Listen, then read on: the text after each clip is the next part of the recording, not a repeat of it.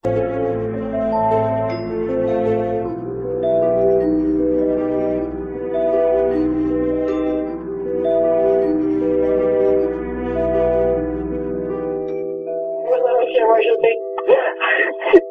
called a little bit ago. The deputy sheriff said I found out my granddaughter has been taken. She has been missing for a month. Her mother finally admitted that she's been missing. Okay, what is someone here now? Okay, what is the address that you're calling from? 4937 Hope Spring Drive. We're talking about a 3-year-old little girl. 4937 what?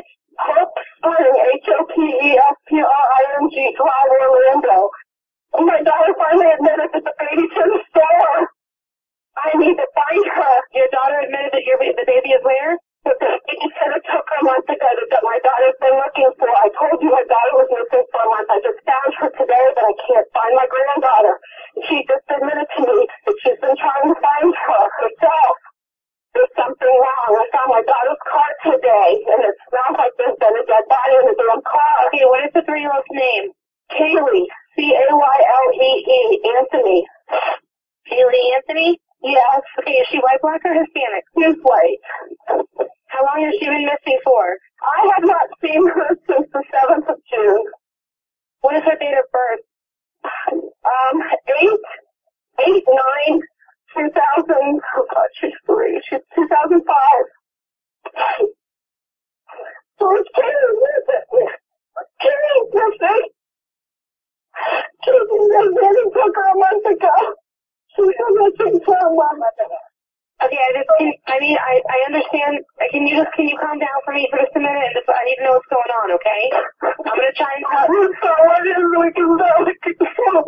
Is your daughter there? I'm on the phone with them. Is your daughter there? Yes. Can I speak with her? Do you mind if I speak with her? Thank you. I called them 2 hours ago. They haven't gotten here. They finally admitted to Sandy. He took her a month ago. Just trying to find her. Ma'am. They want to talk to you. Answer the question. Hello? Hello? Yes. Hi. Well, can you tell me what's going on a little bit? I'm sorry? Can you tell me a little bit what's going on? My daughter's been missing for the last 31 days. And you know who has her? I know who has her. I tried to contact her. I actually received a phone call today. Now from a number that is no longer in service. I did get to speak to my daughter for about a minute. Okay, did you guys call and report a vehicle stolen? Yes, my mom did. Yep. Okay, so is the vehicle stolen too? No, this is my vehicle. What vehicle was stolen? It's a 98 Pontiac Sunfire. Okay, I have deputies on the way to you right now for that. So now your 3-year-old daughter is missing. Caylee Anthony. Yes.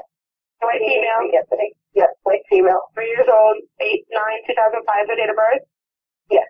And you last saw her a month ago? 31 days. From 31 days. Who has her? Do you have a name? Her name is Vita Fernandez Gonzalez. Who is that? Babysitter?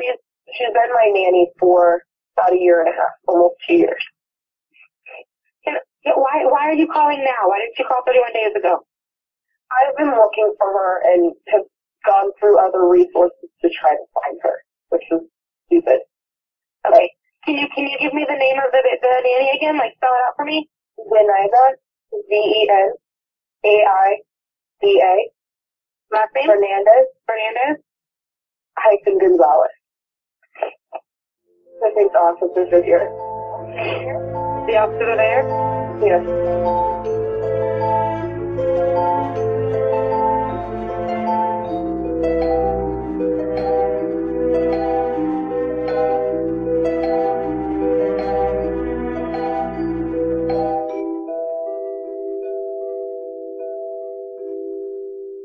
Welcome to True Crime Brewery. I'm Jill. And I'm Dick. Good evening. Today's episode is brought to you by HelloFresh. Please visit HelloFresh.com and use the promo code TCB to save $35 off your first week of deliveries. And our topic today, Getting Away with Murder, the Caylee Anthony story. Ooh. So we were resisting doing this story for quite a while, but we've been convinced to do it. Yes, I'm still not 100% convinced, but I think it is a story that we wanted to look at. Yeah, I think it's worth doing with certain perspectives and taking into consideration maybe some things that haven't been examined that well. Yeah. Caylee Anthony. She was a 2-year-old little girl who lived in Orlando, Florida, with her mother, Caylee Anthony, and her maternal grandparents, Cindy and George Anthony. So on July 15th, 2008, Caylee was reported missing in a 911 call, which we just played, and that was made by her grandmother, Cindy.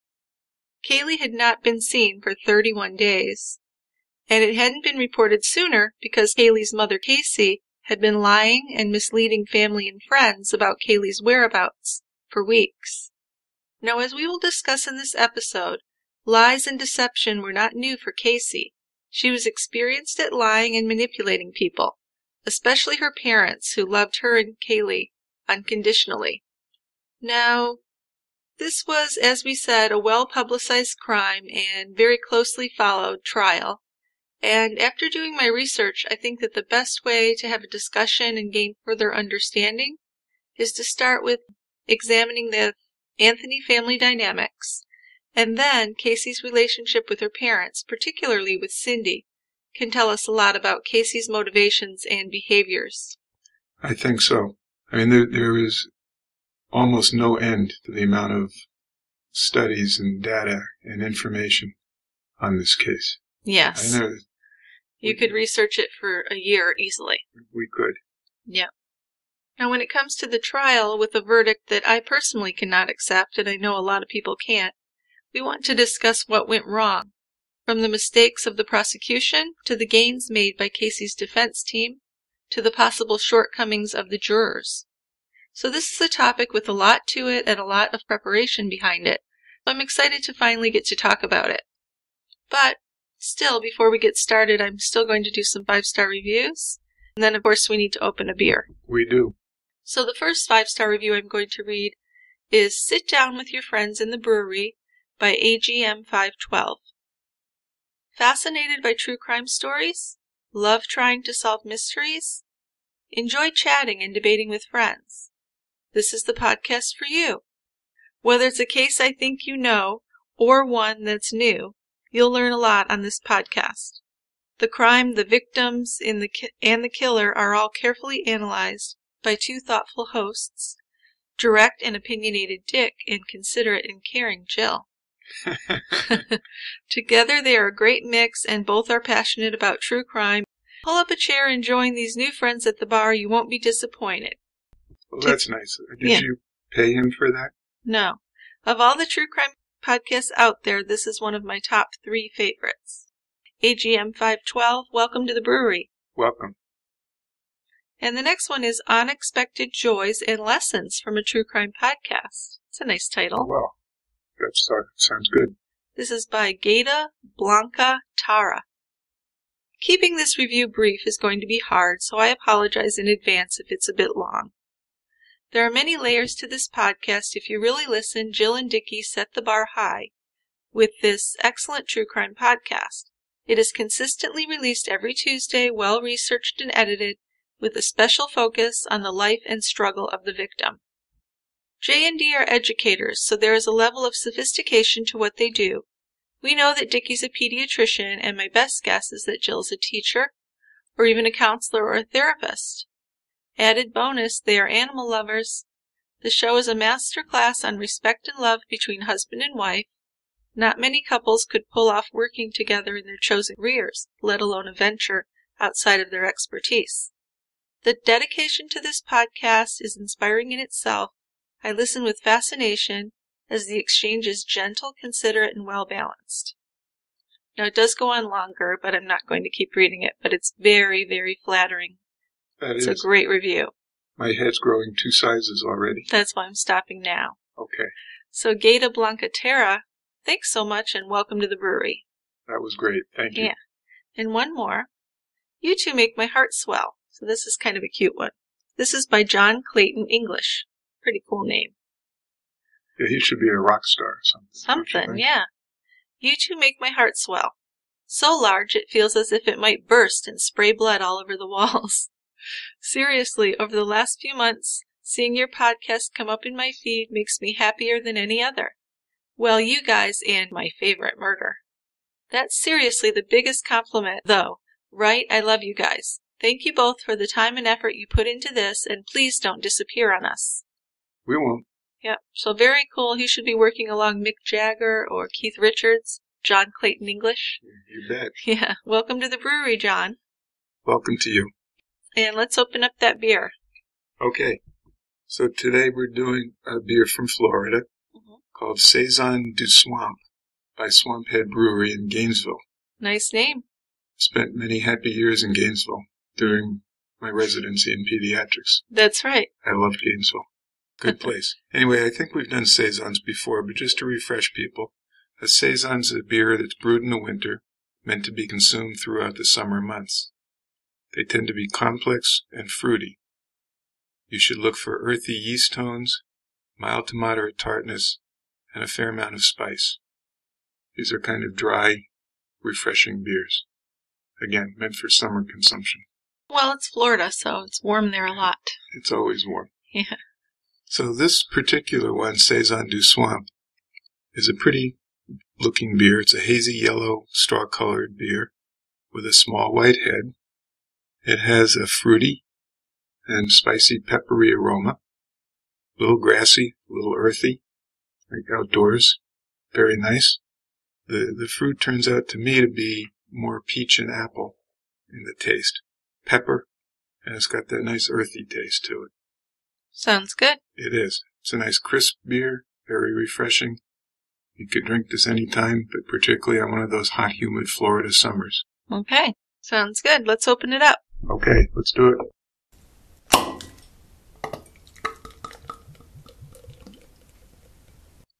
Okay, Dickie, are you ready to go to the quiet end?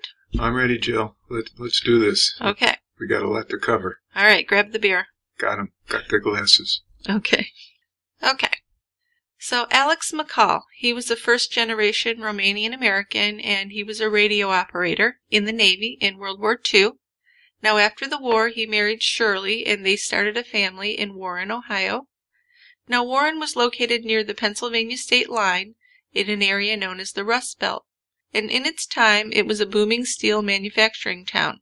So Alex, he served in the Korean War, and then they had 3 sons between 1947 and 1953, and then in 1958 they had their first daughter, Cindy.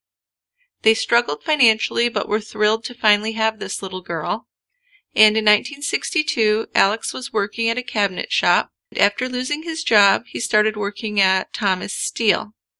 Now when their boys finished high school, they went right to work because the budget was really tight for this family of 6. Yeah. 4 kids.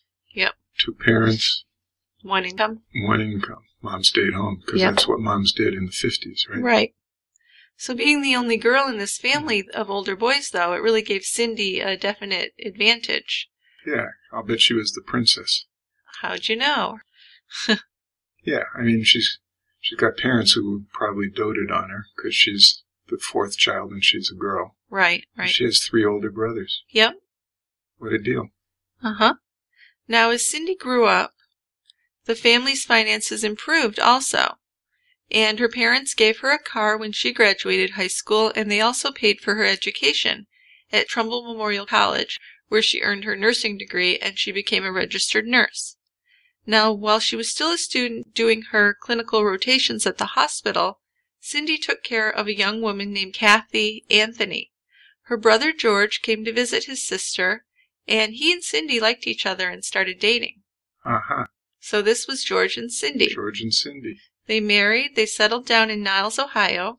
George was in law enforcement, and first he worked for the Niles Police Department, and then he was a deputy in the Trumbull County Sheriff's Office. So George and Cindy had their son Lee in 1982. Now, did Cindy work too? She was a nurse, correct? She was a nurse, but when she had her children, she stayed home. Okay. So they had this baby boy in 82, and at first Cindy didn't work because she wanted to be home with him, which actually caused a little tension with her brothers because they hadn't been able to afford to go to college, And now Cindy had this degree that she wasn't even using. Yeah, there might be some resentment. Yeah, they irritated them a little bit. Yeah. Now, Lee got a baby sister, Caylee Anthony, in 1986. Cindy thought that George should be making more money, though. And she talked to Chuck Eddy, the husband of George's sister, Kathy. And he told her how well he was doing working in his dad's automobile business in Austintown. So Cindy thought that was a good idea for George, whose father owned Anthony's Auto Sales in Niles. Now, George was hesitant to leave the sheriff's department because he'd been working in law enforcement for 10 years. But Cindy was really convinced that he needed to do this. She thought law enforcement was dangerous and he wasn't making very much money there, so she thought he needed to make a change. Well, true, probably, but he's got 10 years in. Yeah. So he's looking maybe another 10 years and he can retire with a pension. Maybe. Right? Maybe. Yeah, that'd be a tough choice. Well, anyway, he went to work for his father. But there was actually a strained relationship between George and his father. Now, George's father... But he still went to work with him? Well, Cindy's very convincing. I guess. Because George's father, I guess, had gotten him out of some trouble when he was younger, and he still held it over George's head that he'd done these things. So some fights were breaking out on a regular basis where they were working. Where George and his father were working? Yes, between George and his father. Wow. Yeah. Now, they were usually just verbal altercations, but on this one occasion it became physical, and George accidentally pushed his father into a plate glass window, and his father fell through it. Yeah. More than accidentally, don't you think? Well, he could push him and he could accidentally fall through the glass. I guess so. Yeah. But that's dangerous. It sure is. You could really get hurt. You can get hurt badly. Mm-hmm. So fortunately, George's father only had a few cuts and wasn't seriously injured. Well, that's good. Yeah. He could have sliced a femoral artery or something. I know, that would have been terrible. But anyway, he wasn't happy about it, and he told George that he couldn't work with him anymore. That's probably a good decision. Yeah, but this was a hardship for Cindy and George. So Cindy started working part-time to pay their bills until George was able to buy a used car lot, and they had to take a second mortgage on their house to do that. So she continued to work half days while the kids were in school, as George sold cars full-time. Then, one day, George told Cindy that he'd made bad investments and they were losing the lot. And then they had to declare bankruptcy and they lost their house. Wow. Yeah. So what happened? He said he made bad investments and he was losing the lot. What were these bad investments? Do we know? We don't know. But it's just kind of the beginning of a pattern with George of having trouble with jobs and finances, and Cindy needing to take care of things. Right. And it sounds like Cindy was the alpha person in this relationship. Yeah, I would definitely say so. What she decided to do is what was done. What do you mean? Well, she got him to quit his job with the police department and take a job with his father. Yeah. And she kind of ran the place. Yeah, she kind of did. You know, and she'd put a lot of work into that house, so she was really upset that they were losing the house. I bet. And she couldn't understand why George hadn't told her earlier about these financial problems. You know, she could have gotten a full-time job to help out, but it was too late. So there's something here about George, and the only reason I went this far back in there behind when Caylee was born and when Caylee was little is because there's something about George here where he's kind of secretive until he has to say what happened. I see a connection there. Okay. So, do you see that? Not yet. Okay. But we're going to. Right, but I think it's just a little, you wouldn't say, oh gosh, that's going to make this happen. But I think it's just a little something to show maybe this was something on that side of the family that people did a little bit. I can see that. Yeah. And the other thing, I think that making bad investments is kind of vague. Yes. So we don't know. I mean, did he actually make an investment in something that went under? Did he lose money gambling? What could he have done? I don't know. And you're right. This is something that you talk about with your significant other. Well, it was too late by the time Cindy found out what was going on. So after Cindy's parents relocated to Florida, she decided to travel to Orlando and visit and look for a job. And she was able to get a job and then buy a house with a high mortgage rate because their credit was damaged. So was George with her? Well, not when she first went out to visit and find the job, but they were still a couple. Okay. They hadn't separated or anything. No. So she relocated the family. And George eventually got a job as a route manager for the Orlando Sentinel. That's a low-income job. It's not the greatest job. No. So there was still a lot of tension between Cindy and George. Cindy resented George for losing their house in Ohio. Sounds like a real pleasant household to grow up in. Well, I'm sure there are worse.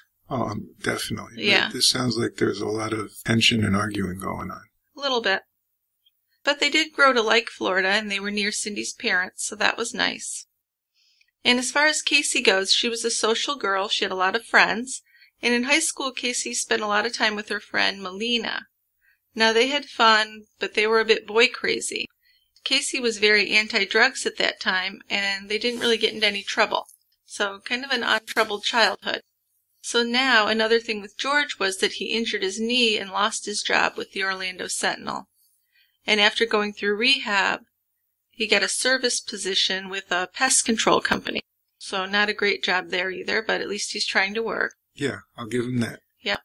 Then one day while entering a customer's house, George fell on his bad knee and injured himself again. So he could barely walk, and he was once again out of work. Now this time he had a more prolonged period of rehab and physical therapy. And then, according to George, he was bored at home. And he ended up getting credit cards without Cindy's knowledge, and he maxed them out with online gambling and by falling for an email scheme. So, wow. Yeah. So he's kind of a burden on Cindy in many ways. So he's run up thousands of dollars in debt. Yeah. And he has no job, and she's working. Right. More tension and arguments. Yes. Now, Lee, when he got out of school, he got a good job working for a company that offered parking lot services for certain events, which he had some really good benefits with it. Like, I think once he got Super Bowl tickets, so he was doing well. For a young guy who didn't go to college, he was doing pretty well. And in the spring of 2004, Casey was nearing the time of her high school graduation. So about a week before the ceremony, Cindy asked Casey, "Where's your cap and gown? Why don't you have your cap and gown?" Why, indeed. Right. So we're going to start here to see the pattern of the lying with Casey. And this is probably the first real serious indication of her lies being pretty deep. Yeah. Yeah. I mean, we hear Casey was an inveterate liar. Yes. She was very practiced at it. But this high school graduation is probably the first real documented big whopper lie. Yeah, it's the first one I could find. So Casey told her mother that the school hadn't given it to her yet. And 3 days later, before graduation, George and Cindy learned that Casey had a problem at school. Mm-hmm. So they go over to the school, they go into the counselor's office, and find the principal also there. Not good. Called the school. Guidance counselor, principal are meeting you. Principal said that Casey was given many options to get her required credits, but she didn't take advantage of any of them. So George, being George, he wanted to see her high school records. But as Casey was already 18, the school couldn't share them with him. So George and Casey's relationship had gone downhill in the past couple of years prior to this. Yeah, I'm not sure why. Yeah, but Cindy said she would deal with Casey. Casey told Cindy, so first lie is, everything's cool, I'm going to graduate. Second lie is that she said to her mother that she's only half a credit short. She said she'd taken a course online that the school had overlooked. Not really. So, but there were no online options. She was more than a half credit short in graduation. Right. But here's the thing, Cindy believed her. Cindy chose to believe her. Yes. I don't know if she actually believed her, right? But she decided the easiest way to get through things was to believe her. Yes, and that's a definite pattern that we see. And we're going to see this time and again. And this is the enabling that takes place. Yes. Yeah. So Casey's classmates said that Casey had just stopped going to class in her senior year, and although Cindy had invited her parents to the graduation, she didn't even call her parents and tell them that Casey wasn't graduating. She let them arrive for the graduation. And then Caylee told her grandparents that she wasn't graduating, that she was only a half credit short, gave them the whole sob story. And here's the thing, Cindy forbid her parents from telling her brothers that Caylee didn't graduate. So she wanted to cover that up and make it look like everything was fine to her brothers. Cindy's brothers. Yes. Yeah. Caylee's uncles. Yeah. Yeah, and because they're already not real happy with Cindy anyway, right? From before, they thought she got too many favors. Oh, maybe a little. Yeah. Yeah, I'm not sure how serious that was, but there's certainly. I think there must be some tension or something, because Cindy doesn't want her brothers to know what's going on with the graduation. Well, I think Cindy wanted things to look perfect. Right. Right, so she's covering it up. Now, despite this graduation disaster, Cindy and George hadn't given up on Caylee. They offered to pay for whatever schooling she needed, but she didn't return to school. But she did get a job with Kodak, a company that had a contract with Universal Studios. And what she would do with that job is she'd take pictures of people that are enjoying the rides, and then she would try and sell them to them afterwards. Oh, yeah. Yeah. We see that all the time. That's right. So that's a job. All those horrible faces on the roller coasters and stuff. Yeah. Those are always fun pictures. Aren't they? Mm-hmm. So that's what she was doing. So she never finished high school. Did she get a GED? No, never did anything about that. Okay. Now, after New Year's Day in 2005, Caylee met 19-year-old Jesse Grund at Universal Studios. He worked in loss prevention as a security guard type of guy. And they began dating in late January. Now, they dated for about 6 weeks, but then they were just friends. Caylee helped Jesse's brother get a job with Kodak, and she spent time at the Grund house even after they had kind of broken up. Now, in June, Jesse's father saw Caylee at the house, and he asked Jesse who she was. And when Jesse said, "Oh, that's my friend Caylee, we used to go out," Jesse's father said to him, "Well, she's pregnant, you know." And Jesse said, "No, I've asked her about that, and she said she just has female problems and she's retaining water." Right. I've heard that story before in my practice. Yeah. Well, Jesse's father wasn't buying it. No. No. So then that June, Jesse received a text from Caylee saying, "I'm pregnant and you're the father." Now, after meeting with Caylee, he did notice that there was a flaw in the timeline, though. And he told Caylee the dates just didn't match up for when they slept together and when she would have gotten pregnant. But Caylee was insistent that he was the father. She hadn't slept with anyone else. But then, in August, when she had baby Caylee full term, Jesse was pretty sure he couldn't have been the father. Yeah, the dates don't add up. Right. But he was involved with Caylee at this point, so he came in and kind of got involved in the whole thing. So he was going to be the father? Yeah. Now, he discussed adoption as an option prior to Caylee's birth, but Caylee said no.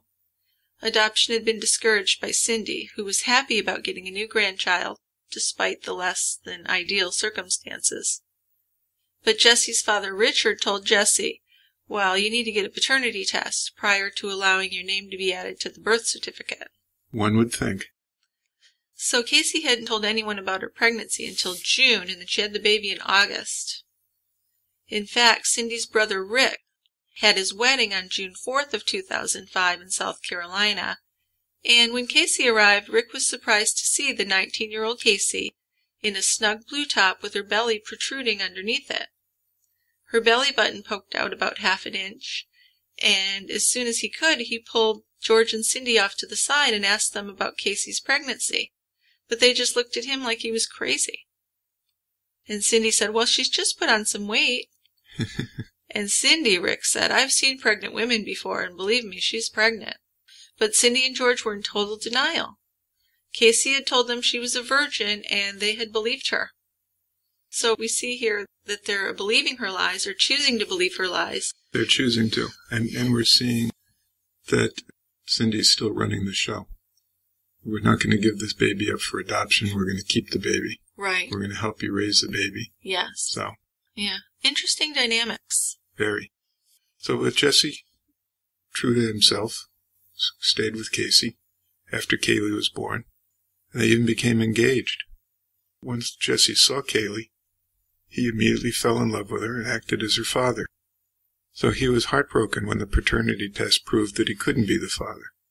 even though he was pretty sure he wasn't, right? Still, he was committed and planned to marry Casey. He told investigators later that Casey broke up with him 5 months later because she said he loved Caylee more than he loved her. Whoa. So that's an interesting statement. Isn't it? Yeah. Now, Jesse felt that Cindy was behind the breakup because Cindy didn't want to lose Casey and Caylee, who still lived with Cindy and George, to him. But he believed Casey wanted to get away from Cindy because she deeply resented her mother for trying to be Caylee's mother. So there's a lot of stuff going on here. Yes. So when Caylee was born, George and Cindy were in the delivery room. Now, I'm a guy, Yes. obviously. Right. But would you want your father and mother sitting in the delivery room when you're delivering a baby? I guess it would depend how close I was to them and where they were in the room. I think my father might be able to be at the head of the bed. Yeah. If I felt close enough and comfortable enough. And so I've thought this over, and some people have said it's weird, but I'm gonna say that's okay. Yeah, I think it's from the deliveries I get to attend every once in a while, sometimes there's a whole crowd of people in there. Yeah, which is weird to me, but if that's the way they do things, I'm willing to accept that. Oh, so they were there. The baby was born, and Cindy held Caylee before Casey could. Yes. Now, again, if I'm the delivering doctor, I'm passing this baby over to the mother. Sure. So how'd Cindy get it first? She must have horned her way in there. Maybe. There's always the possibility that in case he was getting some kind of treatment, something was going on, that she couldn't have the baby right away. Yeah. But it seems like Cindy did kind of horn in on things. It does. Yeah. So Jesse arrives at the hospital to see the baby. Mm-hmm. Interestingly, it was the first time that Cindy and George had met him. Yeah, that's strange. So this is the guy that Casey had been dating for some time. They were engaged, ostensibly. Yeah, but they didn't even know that she was pregnant until 2 months beforehand. Denial's a wonderful thing. Well, sure. So they just meet for the first time. George was skeptical about Jesse. Wanted to know how he's going to support Casey and Caylee. I could see that. Well, yeah, but maybe that's not the first thing out of my mouth. No, but why hadn't he been around sooner? I don't know. There's a lot to it. I'm not sure. Well, I think we're still looking at lies and deceptions from Casey. Yeah, I think that's at the core of the problem. Yeah. Now, Casey did tell some friends that Caylee's father was a guy named Jesus, but she never mentioned Jesus to her parents. And when they asked about the father of the baby, Casey refused to give her parents a name. So in late 2005, George finally received a much-anticipated check for his workers' compensation settlement. And Cindy thought they had this cash windfall. She was happy. Well, he's got to pay off all those maxed-out credit cards first. So she thought they might use the money to refinance their house and get a lower interest rate? Yeah. So she goes to talk to George about how they're going to spend this money, and he confessed that it's already gone. He said he'd used it to pay off some of his debts from online gambling. But even worse, he said he still owed a significant amount afterwards. So Cindy felt really betrayed and upset. She'd been waiting for this check to do some things that they'd been planning on doing. Then he just tells her it's gone. So here's another instance of George being a little like, why didn't he share this information earlier? Yeah, it's just a total lack of communication. There's no transparency there with her. If he knows he's got a check coming, and they both know that he's got all these credit cards maxed out. Yeah, why wouldn't they sit down and decide what to pay? Here's what we're going to pay. We got to pay some of these bills off first before we think about refinancing and buying things for the house. Yeah, but clearly it hadn't been discussed. Clearly not. No. Anyway, she kicked George out of the house, and he moved in with his parents in Fort Myers. So Cindy got a home equity loan, which made her budget even tighter than before because now she had 2 large house payments every month. And then she used her 401k to catch up on car insurance and other bills that she had thought George had been paying, but he hadn't. Wow. Then she had to pay a penalty to the IRS because George had cashed out his retirement account and he hadn't reported it to the government. So she's really, this is bad. It's really bad. So she consults a divorce attorney who told her that even though she'd made all the house payments herself, George would still be entitled to half the house. Sure. Also, she would probably have to pay alimony to him because she'd been the main financial support for the family since they'd moved to Florida. Well, forget that divorce. Yeah, so Cindy told her mother she couldn't afford a divorce between George and Casey's expenses. She's just living paycheck to paycheck. And Casey's a new mother at home, so she's not bringing any money in. No. Well, she was supposed to go back to work that fall, but she visited the Kodak office once with Caylee, and then she never went back to it. Now, they had expected her to return to work, but it just never happened, and eventually paperwork was filed terminating her for job abandonment. So she just never showed? Never showed up. Huh, okay. Now, in the spring of 2006, George and Cindy reconciled, and although Casey hadn't returned to work, she did seem pretty dedicated to her baby. She child-proofed the house, and she spent a lot of time with her baby, but after a few months she became restless, and according to her friends, she yearned for the freedom that the other 19-year-olds, her friends, had. Now, she often called her high school friend Lauren Gibbs, and she began asking her to babysit while she was working. So she's lying now to her friend saying she's working. Yeah, because she has no job. So Lauren helped out, never charging Casey for babysitting because she thinks that Casey's this struggling young single mother who's working. And initially, Casey had told Lauren that she was working at Universal. Then her childhood friend Ryan Paisley started working at Sports Authority nearby. So Casey told Lauren and others that she was working there too. And when Casey wanted to go out at night, she would just tell her mother she was doing inventory at Sports Authority, and her mom would watch Caylee. Well, that's a nice setup, isn't it? Yeah, so it kind of worked out pretty well for a while. Yeah, but there's one little fly in the ointment. If she's supposed to be contributing to household expenses, and she has 2 jobs, right, where's the money? Well, there isn't any. Right. But her friend Lauren wasn't suspicious until one day that April when she was watching Caylee, and she needed to call Casey at work. And the person who answered the phone there said, well, she didn't work there. He didn't even know Casey was. So even when Lauren confronted Casey, though, she wouldn't admit to her lie. And Lauren said to her, well, why did they say you didn't work there? And Casey just blamed it all on a communication problem at work. But Lauren didn't buy that. She knew that Casey had been using her so she could go out and party at night. So that was the end of the free babysitting from Lauren. So she figured things out. Yeah. Which I think probably Casey's parents could have done, but they preferred to just to believe her. And right. Yeah. Yeah, they weren't too progressed in trying to find out what's going on. Well, I don't think they really wanted to know unless it was good. Right. Right? They don't want to hear the bad stuff. No. And then the end of May 2006, Casey told some friends that Caylee's biological dad was Josh, a one-night stand she'd met at Universal Studios. She also said he wouldn't be involved with Caylee because he had a girlfriend and he had some children with that girlfriend. So she's starting to make up different stories about who's the father of the baby. So first it was Jesse, but he said it couldn't be, and he wasn't because he did paternity testing. Then it's Jesus, and now it's Josh. All J's. Interesting. Yeah. But that pattern doesn't continue. Okay. I'm just looking for one. Okay. So to satisfy your parents' curiosity, because they're trying to find out who's the father of this kid. I think that's reasonable to want to know that. So she clipped an obituary of a young man named Eric who had died in a car accident. This is almost funny if it wasn't so horrible. Right. So Casey told George and Cindy that Eric was Caylee's father. She didn't contact Eric's parents to tell them they had a granddaughter. She didn't apply for Social Security benefits that a child became eligible for when a parent died. So to me, those are signs that it wasn't true. One would reasonably guess that, right? Right. So, meanwhile, Jesse is still pining for Casey and Caylee, despite the breakup. So Casey told Jesse that she'd lost her sitter and needed someone to watch Caylee so she'd go to work. He gave up his only day off, which was Monday, to take care of Caylee. It was supposed to be short-term until Casey found a new sitter.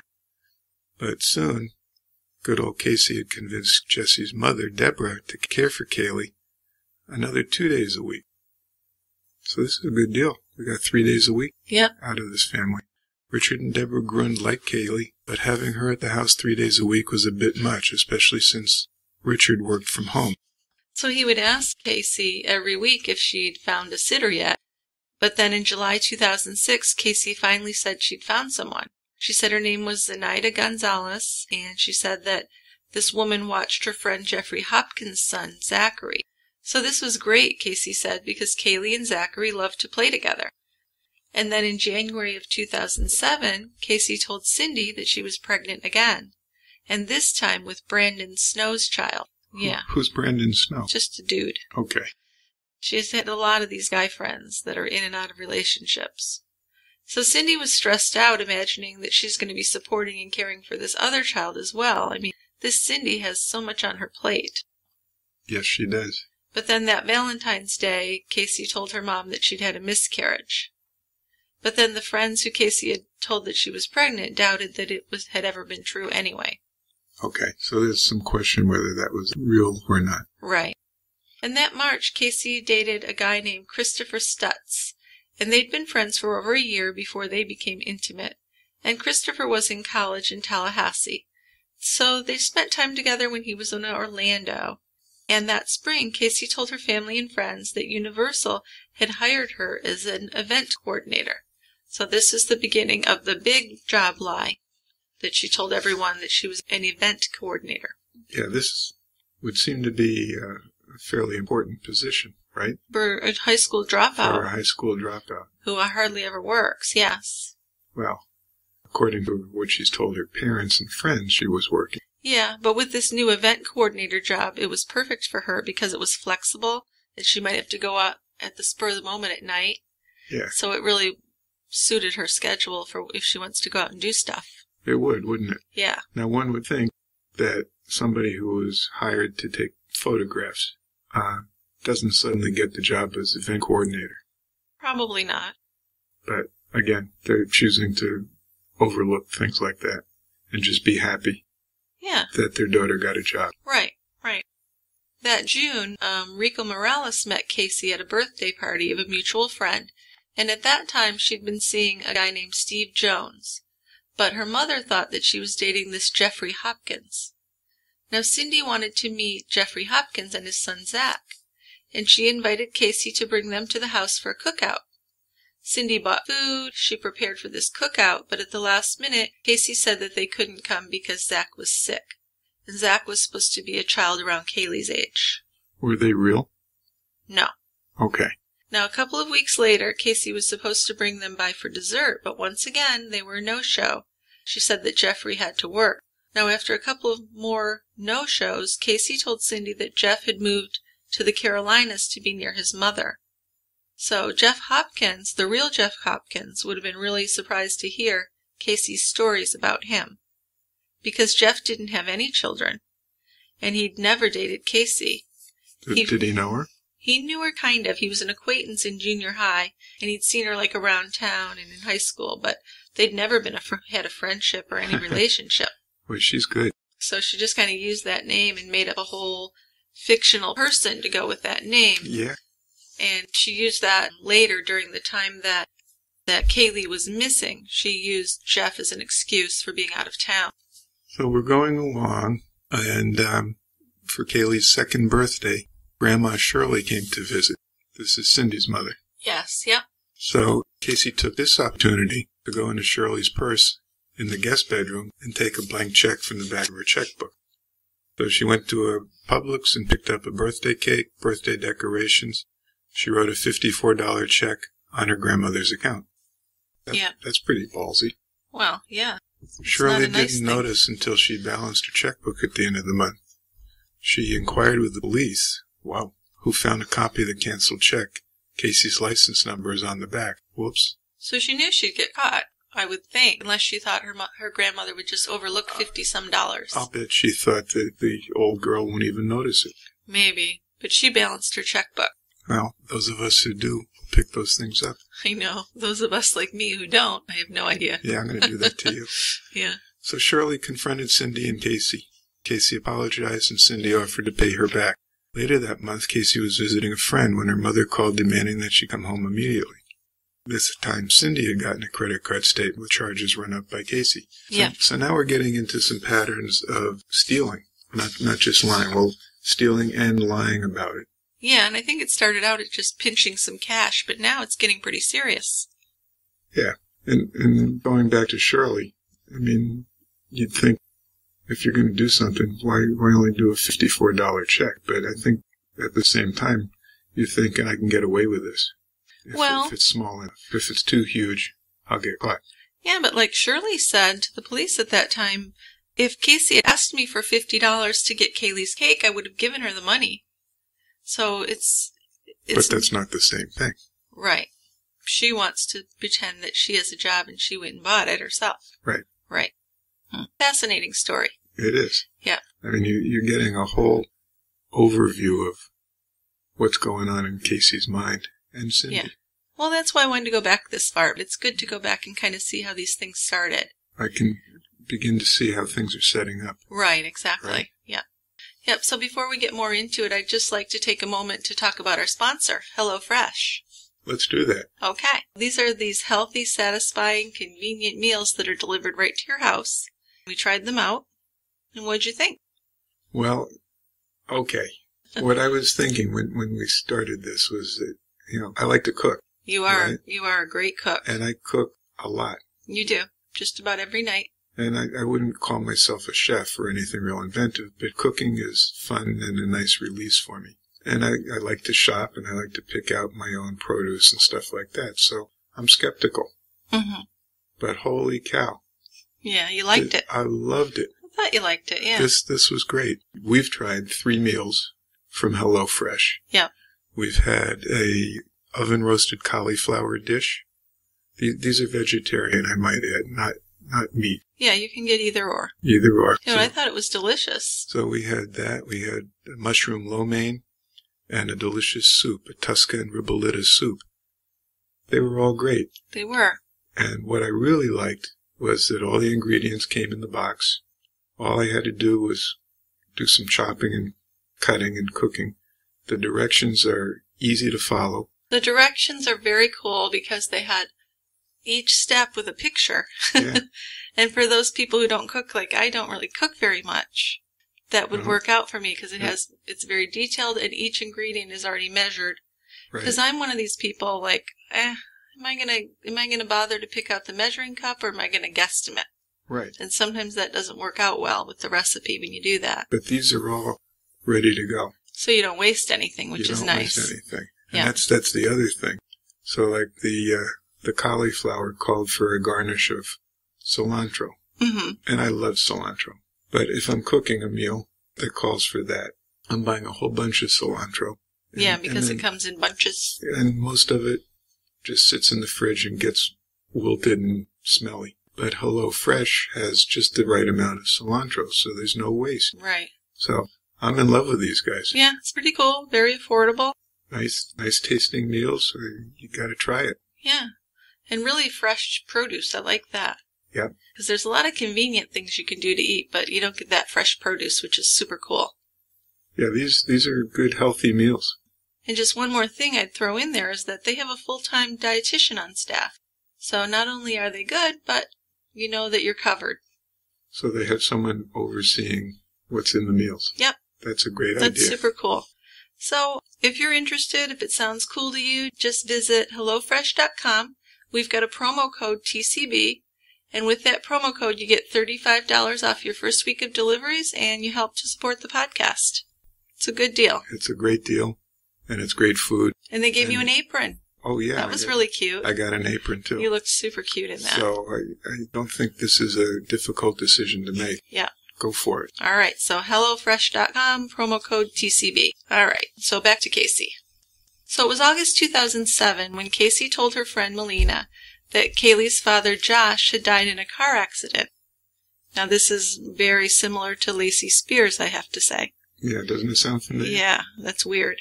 Now, Melina believed that Casey was a very attentive mother, and Caylee definitely didn't go without anything. She had a beautiful bedroom, generously decorated with stuffed animals, with the Winnie the Pooh theme.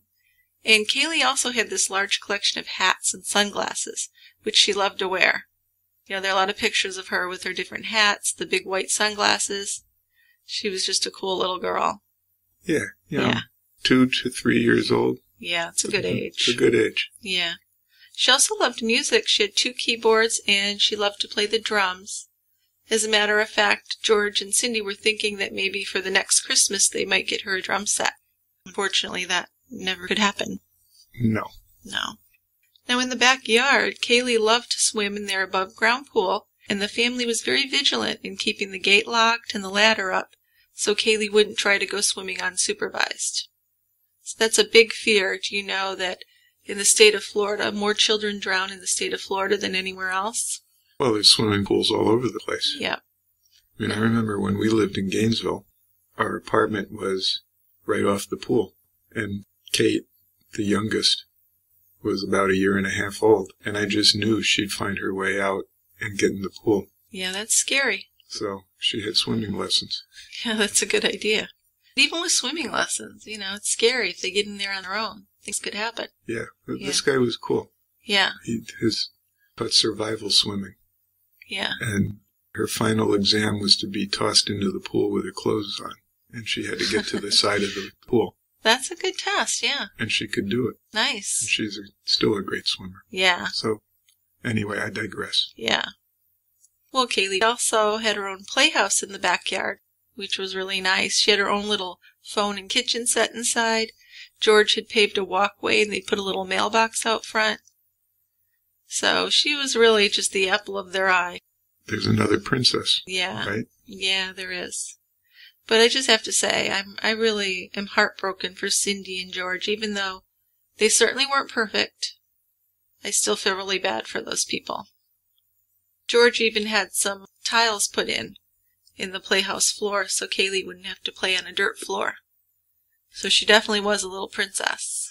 It sounds like. Yeah. Now on St. Patrick's Day of 2008, so we're talking March, right? Yeah. Yeah.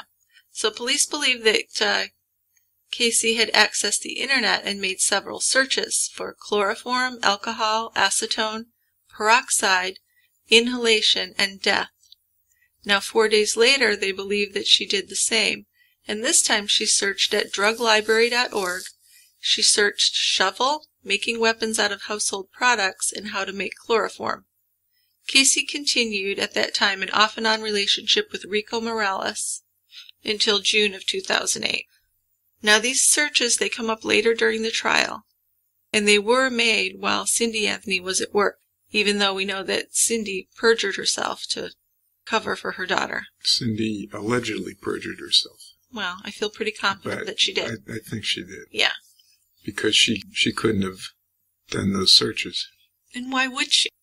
Right? Let's use some common sense. Why would she? Oh, this whole thing is totally devoid of common sense. So. I think if you look at common sense, it's pretty clear what happened. Yes. Yes. So Casey, by this time, had made a habit of stealing. She stole cash from her mother's purse. She stole her father's coin collection and cashed that in. She ran up charges on Cindy's credit cards. She even emptied the bank account that George had opened for Caylee's future. So George had this account where he was putting $30 of each of his paychecks into an account for Caylee. Now when he checked the balance in 2008, there was only $5 in the account.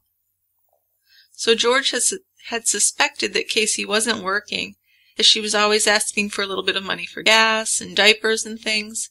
But when George confronted Casey or talked to Cindy about it, they both insisted that Casey was working and he should just drop the subject. So George was making some attempts, but there's huge denial. There's a big wall there. He's got these 2 strong women that are telling him, don't worry, everything's fine. Right. But I just think that, do you think Casey was jealous that she wasn't the little princess anymore? Is that part of this whole family structure? Would look at that. A little bit, yeah. Caylee was getting way too much attention from George and Cindy. Well, and Jesse Grund said that Casey broke up with him because he loved Caylee more than her. That's odd. His claim, yeah. Any other mother would want their child to be loved by the man she's going to marry, right? Right. Yeah. So Casey often claimed her work checks were locked up in her supervisor's office. That happens to me all the time. Well, yeah. Yeah, sure. That's just totally beyond belief. One time she even forged 3 deposit slips for Cindy's account, which is a total of $4,400, turned them over to her mother, saying she'd finally got her checks and she believed in paying back what she owed. So that's a bit of a psycho move, because you know you're going to be found out. That's not going to work. Right. Cindy believed the money was in her account and spent it on paying bills. Then her housing payment check bounced and she learned the truth. But oh, Cindy, come on. Wouldn't you check it out when someone like Casey, under these circumstances, says, yeah, I went ahead and deposited it? Wouldn't you call the bank before you paid your bills? Well, given her pattern, for sure. Yeah, but absolutely. Denial's a wonderful thing. Well, I don't know how wonderful it is, but it's a strong thing. So another way that Casey was stealing from Cindy was that Casey had hacked into Cindy's checking account online and was sending payments of $300 to $450 a month to AT&T for her cell phone. Cindy found this out and told her not to do it again. Sure. So the next time her phone bill came due, she extracted over $350 from an account that was set up for her grandfather's care when he was admitted to a nursing home. Right. So she's showing indiscriminate stealing. Right? Doesn't yeah, matter. Wherever doesn't I can matter find who, the money. Wherever I can get it. Yeah. Yeah. Which it would have been so much easier just to get a damn job and pay your phone bill. That's the weird part. But what's the fun in that? Well, Casey's grandmother, Shirley, saw this withdrawal from her husband's account, and she inquired at the bank. Now, the manager tracked down the expenditure to Casey, and Shirley was just tired of Casey's deceit, so she told the bank that they could go ahead and press criminal charges. Finally, someone with some sense, I think. Well, it gets to that point, their tough love has to kick in. There's some stuff later, once the murders occurred and the trial is going on. Yeah. I mean, Shirley doesn't take shit. Well, I think she's put up with some, right? She's already had the check written at the store. Well, that was the little check. Well, still. I mean, now she's going after her. I've never had someone do something like that in my family to me. I'd say, what's your problem? If you do it again, I'm not going to help you. Well, and that's what happened. Right. For her own good, You don't want her to spend a life of crime. You want her to know that that's not okay. That's just, to me, that's tough love. Right. Right. But the weird thing about that is that she told the bank they could press charges and they never bothered to. So they reimbursed her money and never went after Casey. Well, I guess it was easier to do that. I guess. Now, when Shirley told Cindy what had happened, poor Cindy, she wants to repay the money to her mother. But her mother said, well, the bank had covered the amount with me, and Cindy demanded an explanation from Casey, and Casey explained that she'd been transferred to a brand new department at Universal, but the budget hadn't gone through yet. So she and all the employees were asked to buy their own telephones, and of course they'd be reimbursed when the financials were finally in order. But of course. And so Cindy again believes her, or chooses to believe her. Mm-hmm. And Cindy relayed this story to Shirley, and Shirley didn't buy it. She was like, Cindy, come on. Yeah. You're going to believe this?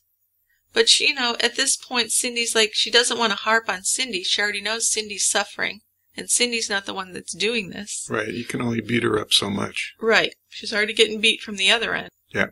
So, and plus she knew that Cindy was under a lot of stress with George and everything. So Shirley just dropped it. Now, Cindy went to a counselor through her employer's employee assistance program, which is probably one of the smarter things she did. And by her estimate, she figured out that Casey had stolen over $40,000 from her and George. Over what length of time?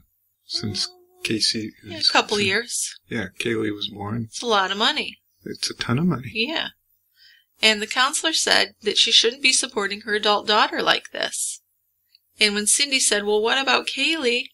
The counselor said that Cindy should file for custody of Caylee if it was at that point. Things were that bad, right? Right. So Cindy told her mother at that point that she was going to look into getting custody of Caylee. She thought, well, Casey could, still be in Caylee's life, but I could be in charge of things. Which makes sense, because I don't think Casey was ready to be a mother at all. Obviously not. No. Now, on May 5th of 2008, Casey called Jesse, and she told him she was going to Puerto Rico with friends. But when Casey went and told Cindy, Cindy refused to babysit while Casey partied in Puerto Rico. And Casey was really angry and blamed her mother for the fact that she couldn't go on that trip. So shortly after that, Tony Lazaro found Casey on Facebook. And Casey was claiming to be a student at Valencia Community College and Tony sent a friend request, and Casey accepted it. Then after messaging online, Tony got Casey's phone number and called her, and he invited her to this no-clothes party the next night at his apartment complex. So this is a party where I guess you're supposed to wear something that's not normally clothing, like she wore a flag, for instance. Okay. So that was the theme of the party, to wear something that's not clothes. So it wasn't a nude party. No. It was just wearing things that weren't considered clothes. Right, right. So she did. She wore an American flag wrapped around her like a toga. And it was apparently instant attraction between her and Tony. They even played beer pong together. So that's a clear sign that they like each other. It is. Okay. So that week, Tony invited Casey over. She is still seeing Rico and put Tony off for a while. Casey and Caylee spent the night at Rico's apartment on May 28th and 29th. On the 31st, Tony was a DJ for a pool party at the apartment complex where Jesse lived. Casey encouraged Jesse to come and meet Tony, which he did. Then he left after 5 minutes. Okay. Well, what does he want to meet her new boyfriend for? Yeah, That's weird. What's with that? Yeah. There was a storm that night, and the party ended early. Casey went to the movies with Tony and returned home without going back to Tony's apartment. Next day, they went to a barbecue together. That night, Casey slept with Tony, but that's her pattern. What's her pattern? Sleeping with a lot of different guys. A lot of? I don't know. Or being with? Yeah, I don't know. I mean, you've listed... I think she's jumping from guy to guy. Yeah, okay. Yeah, definitely. And they're overlapping a little bit, yeah. Right. So Cindy's going to take a vacation week, early June. Yeah. Where she's planning to use the time to bond with Casey and Caylee. Because obviously things are strained, and they got to work on things. Right. At least she and Casey. Well, sure. Now, Cindy had Caylee the first week, but Casey wasn't around at all. And Cindy had her birthday dinner with George and Lee and Caylee, but Casey didn't even call that day or come by. So when Casey finally showed up on June 7th, she was going to pick up Caylee. She told Cindy that the babysitter would be keeping Caylee from June 9th to June 12th because Casey had to take an out-of-town business trip for her event planner job with Universal Studios. So Casey had told her friend Amy that her parents were moving to a condo and selling the house to her. Now, she's unemployed in real life, so that's not possible. No. And her parents had no intention of doing that. But I guess Amy doesn't know. No. Right? No. So she said that after her parents moved, Amy could move in with Casey and Caylee in the Hope Springs Drive house. So Cindy had received a change of address form in the mail for Amy, which she thought was odd. And when she asked Casey about it, Casey said, "Oh, well, Amy just wanted to have a package delivered here." And Cindy said, "Well, that makes no sense." But Casey didn't respond, and as it was with everything else, it was just, set aside. Okay. Okay, another thing to just one more ignore. thing. So June 9th, Casey picked up Tony at the mechanics where his car was being worked on, and she was in her car. But then that night, Casey and Caylee slept at Rico's house, who had been her boyfriend, that I guess she was kind of moving away from and towards Tony, but they spent the night with Rico that night. And from what I read, Rico was more of a stay-at-home kind of guy, probably more of a father for Caylee that she would be with. But then she met this Tony, who was more of a party guy, a club promoter, Yeah. and she really liked him. Well, that would suit her personality more, right? Yeah, Casey? Maybe, or she just really was into Tony and decided that's the route she wanted to change to. Okay, but I'm thinking that Casey likes to party. Yeah. And Tony would be the guy to help get her into these parties and stuff. Right, right. Now, Rico found out about Casey's hanging out with Tony, and they broke up that night. But she still spent the night, and Rico saw Caylee on the morning of the 10th before he left his apartment for work. So that evening, Tony's friend Clint and his girlfriend Maria met Casey at Tony's apartment. The couple met Caylee when she answered the door, and Casey told Maria that she paid a nanny $400 a week to watch Caylee. She also said that she was buying her parents' house. So in the month of June, Casey was seen often at this Fusion nightclub, and Tony promoted events there. And Casey helped by sending mass texts to her friends, and they go to the mall and hand out flyers and stuff to try and get people to the club. Now, Cindy took Caylee to visit her father, at the nursing home on Father's Day on June 15th. After returning home, Cindy and Caylee swam in the pool together, and that evening Cindy confronted Casey, showing pictures that she'd found on the internet of Casey partying at Fusion, and complaining that Casey had said she was at work. Right, that's what Casey had told her mother. Right. So she did that, she's at work, so Cindy's watching Caylee. But this turned into a big argument. Sure it did. Right? Right. Cindy's been duped once again. So Yes. Cindy told Casey that she was an unfit mother and she threatened to get custody of Caylee. So the next day, June 16th, at almost 1 o'clock in the afternoon, Casey sat next to her father and said, "I'm going to be working a little late. Caylee will spend the night with the nanny and I'll see you tomorrow." Caylee and Casey left. Caylee was wearing a blue jean shirt, a pink top, and white sunglasses. Her backpack, which was decorated with monkeys, hung over her shoulder. George walked her to the car and kissed her goodbye. Right, so this is the day when Caylee is last seen. That's the last known sighting of Caylee. Yeah, so we're going to go over a pretty intricate timeline here. Okay. So at 2:50 p.m., Casey was on the phone with Jesse Grunn, although George testified that Casey left at 12:50. Her cell phone ping put her in the area of her parents' house until 4:11 p.m. that day. Investigators believe that she was hovering around the neighborhood, just waiting for George to leave the house. Now, from 1:44 p.m. until 2:20 p.m., Casey was on her phone with her friend Amy, and George testified that he left the house at 2:30 p.m. At 2:49 p.m., Casey's cell phone pings off the tower nearest the home, and the Anthony family desktop computer was activated by someone using a password-protected account Caylee Anthony used. At 12:51 p.m., a Google search is made for the term foolproof suffocation, and the word suffocation was misspelled. At 3:04 p.m., Casey hangs up with Jesse Grunn to take a 26-second call from George. So at 3:34 p.m., Casey called Tony Lazzaro, and he didn't answer his phone. Between 4:10 and 4:14, Casey made 6 unanswered calls to her mother. So the defense's view on this in the trial was that Casey was calling her mom in a panic looking for help because something had happened to Caylee. Either George had killed Caylee or there was an accident with Caylee. Of course, the prosecution's view is that she was calling to make sure her mom wasn't going to be coming home because this was when she was killing Caylee. Yeah. Now at 7:54 p.m. that night, Casey and Tony Lazzaro were videotaped entering and walking around at a Blockbuster video store. Without a child. No child. And the next day, George and Cindy Anthony noticed that the gate to the swimming pool was open and the ladder was next to the pool. So that's significant if you go for the whole drowning theory. Right. No. But they hadn't left it there. I mean, No. They always took the ladder down. Right. And closed the gate. Yeah. So there's some discrepancy here. Well, there is, yeah.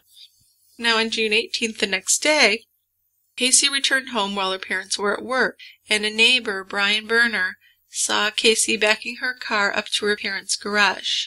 Later, Casey borrowed a shovel from him. Evidence would show that she tried to bury something in 3 different locations in the backyard. But digging up the roots was very hard work, and she ended up returning the shovel to the neighbor. And this occurred between 12:30 and 2:30 p.m. on the 18th. On June 20th, Casey was photographed partying at Fusion nightclub and participating in the Hot Body contest. On June 21st, 5 days after Caylee was last seen alive, Casey made an entry in her diary. "No regrets. This is the happiest that I have been in a long time." Very suspicious. That could be taken in a couple of different ways, but it could be very incriminating. Well, the particular part about no regrets would be. I mean, Yeah. The happiest I've been in a long time, out of context, could be all right. But geez. Yeah, but if her daughter died the day before, or 2 days before, how could you say that? No matter how she died. Very strange. Well, she's sticking to the story right now that the babysitter has her.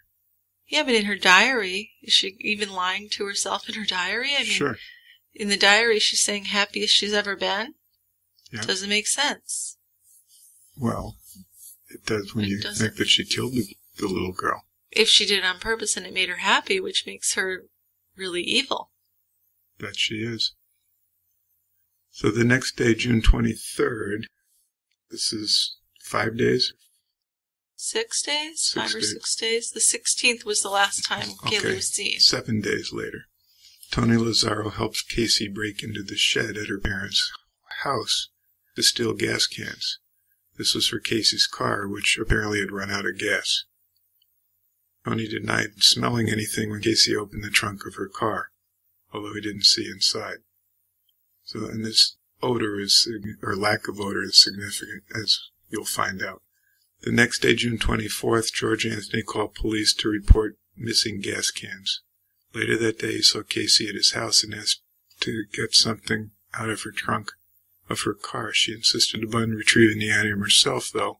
Well, the thing here is that George was suspicious that she took the gas tanks, I think. Well, yeah, that's why he's asking her this. And he was using this ploy that he needed something out of the trunk that they used to lift the car. Yeah. Just as an excuse to go in the trunk and see. But she came dashing out of the house. She came dashing out of the house, ran past him to the car, quickly opened the trunk and got the gas cans herself, yelling, "Here's your fucking gas cans." Right. She's a charming girl. Isn't she? So she had the gas cans. Of course. And during this time, Cindy was calling Casey almost daily, asking to speak to Caylee. But each time she called, Caylee was either asleep or out with the nanny or doing something that didn't put her on the phone, according to Casey. Which is very strange. Right. Yeah. She promised to come home one Monday with Caylee, but when that day came, she called and said the nanny had been in an accident. I mean, even if, by some weird coincidence, Caylee was asleep every time Cindy called, there's always, phones have cameras. You can say, oh, here she is sleeping, something. She wouldn't even send her a picture. Right. Right. And even if she's sleeping, I mean, when she wakes up, you call back and say, she's awake now, Mom. You want to say hi to her? Well, yeah, that wasn't going to happen. Well, no. No. So Casey said the nanny was in Tampa General Hospital recovering from a concussion, and Casey would be staying at the hotel in Tampa until Zanny's family arrived. Then Casey was supposed to return to Orlando on that Friday, but she said she'd gone to Jacksonville to see if she and Jeffrey Hopkins had a future together. So while in Jacksonville, Casey said that her car had had problems, and that Jeff didn't want Casey driving it back to Orlando until it was fixed. Now, Casey knew that this lie would work with her dad, who always was maintaining the family cars and didn't want anyone driving a car with an issue. So then, when Casey was supposed to come home over the weekend, she came up with another excuse. Jeff's mother was remarrying, and they needed to go to a brunch on that Sunday. So Cindy is just losing her mind. She's begging Casey to let her see Caylee. She told anyone who would listen how much she missed Caylee and wanted to see her. But Casey wasn't in Jacksonville. She'd been staying with Tony all this time. And she ran out of gas again in late June and left her car in an Anscott parking lot next to a dumpster. Tony picked her up there, and when he asked her what they should do with the car, Casey said, well, don't worry, my dad'll take care of it. And then on June 30th, the car was towed to an impound lot after being abandoned there for a few days. Yeah. So we're 2 weeks from disappearance. June 16th to the 30th. Right, yep. Now, on July 2nd, Casey got this tattoo on her back, which is a big deal in the whole story, right? Right. This Bella Vita, which means beautiful life. So she went and had that tattooed on her back on July 2nd, which is very strange. Yeah, the timing is really strange, isn't it? Yeah. Why would you do that?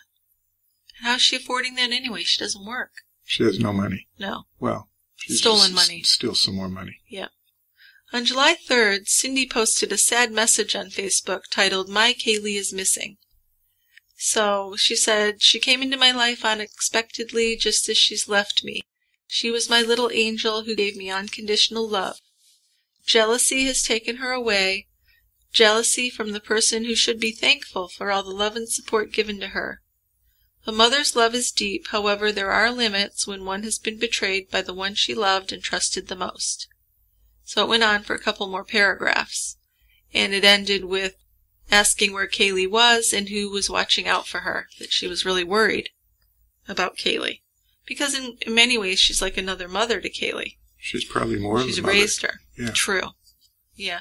Well, the thing is, in the trial, a lot of people testified to what a great mother Casey was, saying that she had this beautiful bedroom and everything. But Casey didn't provide any of that. Her parents did. Right. Right. She just basked in the glory. Yeah.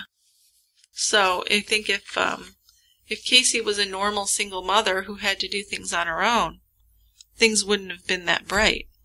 And maybe custody would have been taken away. Right. Or maybe she would have stepped up to the plate. Who knows? Probably not. Okay. But that's... Yeah, but sometimes if you have to do things in life, you're more likely to do them. And she was enabled to not do them. So the few days later, July 8th, Casey drove her friend Amy to the airport for Amy's flight to Puerto Rico. This is the one that Casey wanted to go on. Right. Couldn't go because she had to watch her daughter. While Amy's away, Casey uses Amy's new car, takes her wallet and checkbook from the glove box. So we know where this is leading. Well, she has Amy's permission to use the car for driving her to the airport. But I'll bet she doesn't have permission to take her wallet and checkbook. No, not at all. So she goes shopping at Target from almost 10 o'clock till almost noontime, paying for her items with one of Amy's checks. She stops at Amy's bank and cashes a forged check for $250. Over the next 5 days, she makes 2 more trips to Target, 1 to the Winn-Dixie grocery store. Nobody sees any, well, I shouldn't say nobody. There's no record of her buying anything for her daughter. This is all stuff that Casey needed. That's right. So that tells you a lot. And later, on the same day that she dropped Amy off at the airport, Casey posted a meme online of a sad little girl looking at a teddy bear hanging from a noose. Yeah. That's kind of macabre. It's very weird.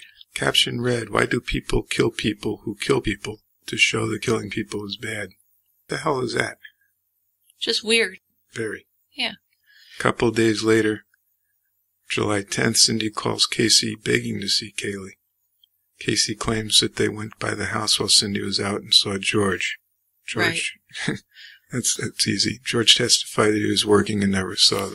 Well, the thing is with her lies, she doesn't seem to care that 5 minutes or 5 days later, it's going to be revealed to be a lie.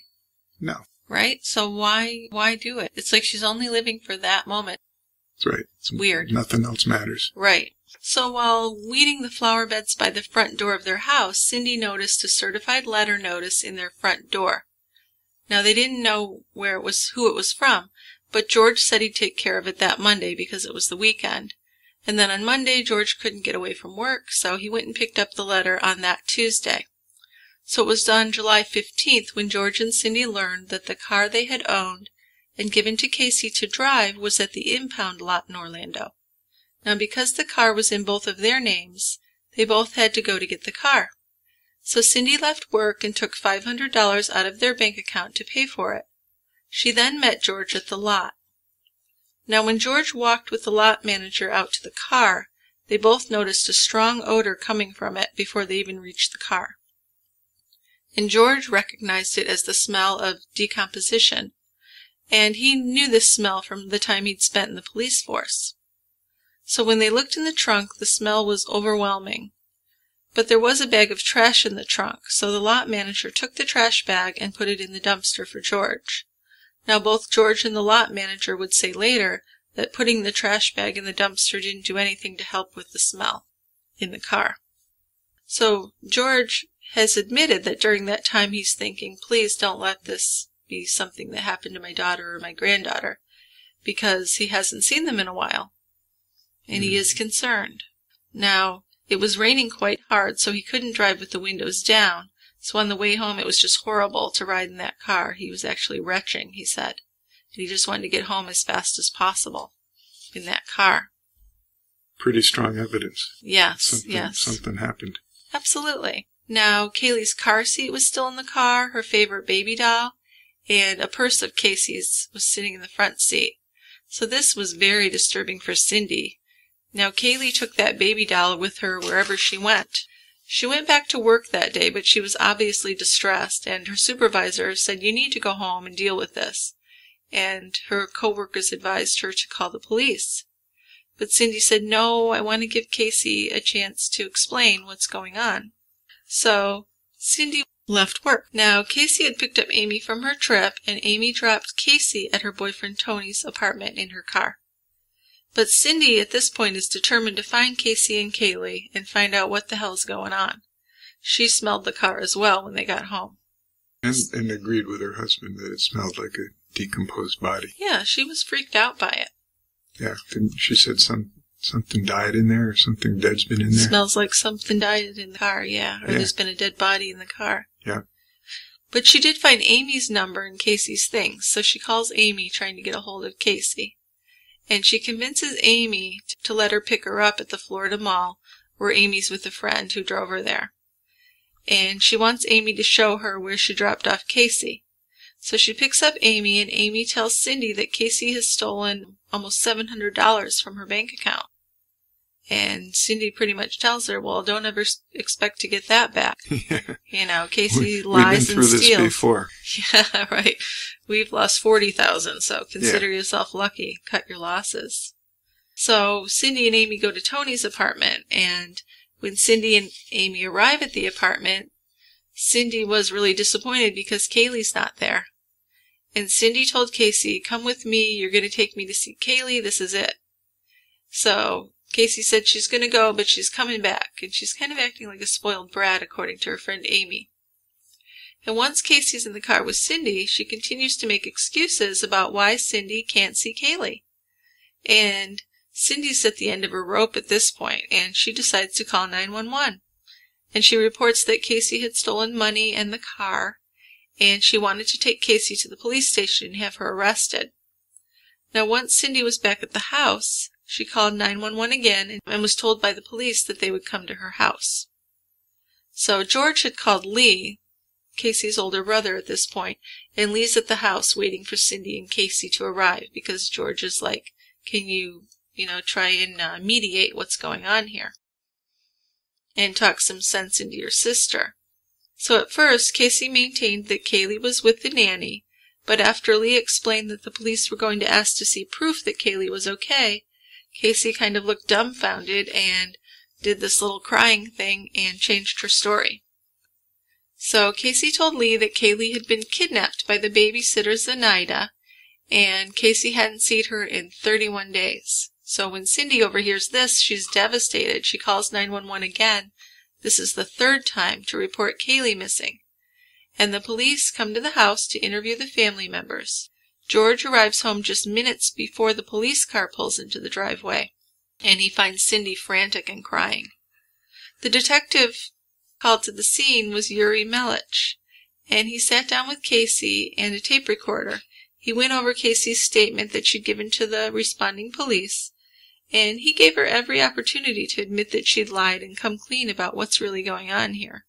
Now, it was 2 a.m. when Lee went to Tony's apartment to pick up Casey's things. Her laptop was on the dining room table, and when he turned it on, an error message and a blue screen was all that he could get. He turned it off and took it with him back to the house.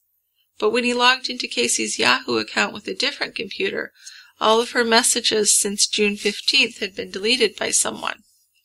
So at this point he's thinking, well, that's not just some computer error that there's a blue screen on that computer. Somebody did this deliberately to hide something.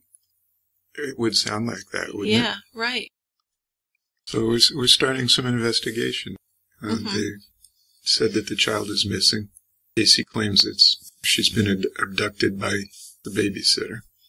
So Detective Melich asked Casey about the nanny, Zenaida. Casey said she'd met Zenaida through Jeff Hopkins. But we're having a good time with the lies here. And remember, Jeff Hopkins' son Zachary was also cared for by her as well. Right. Casey didn't have a phone number either for Zenaida or Jeff. Which is a huge red flag. Why wouldn't you have your babysitter or your boyfriend's phone number? Well, she said they'd been in her old phone, which she had lost. Sure. Right. Casey's story was that when she'd gone to pick up Caylee at Zenaida's apartment, no one had been there. Then when she called Zenaida's cell phone, the number was no longer in service. She said that she waited at the apartment for a couple hours and went to a nearby park and stores and was looking for Caylee and Zenaida. She didn't find them, so she went and spent the night with Tony. Sure, I can't find my daughter. I think I'll just go spend the night with my boyfriend. Right. And not mention it.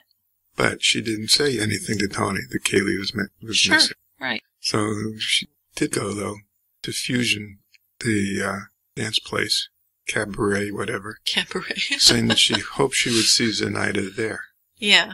Now, come on. That doesn't make any sense at all. That is such bullshit. My daughter's missing, so I'm going to go party at this club. Yeah, because I'm investigating. Because she might, yeah.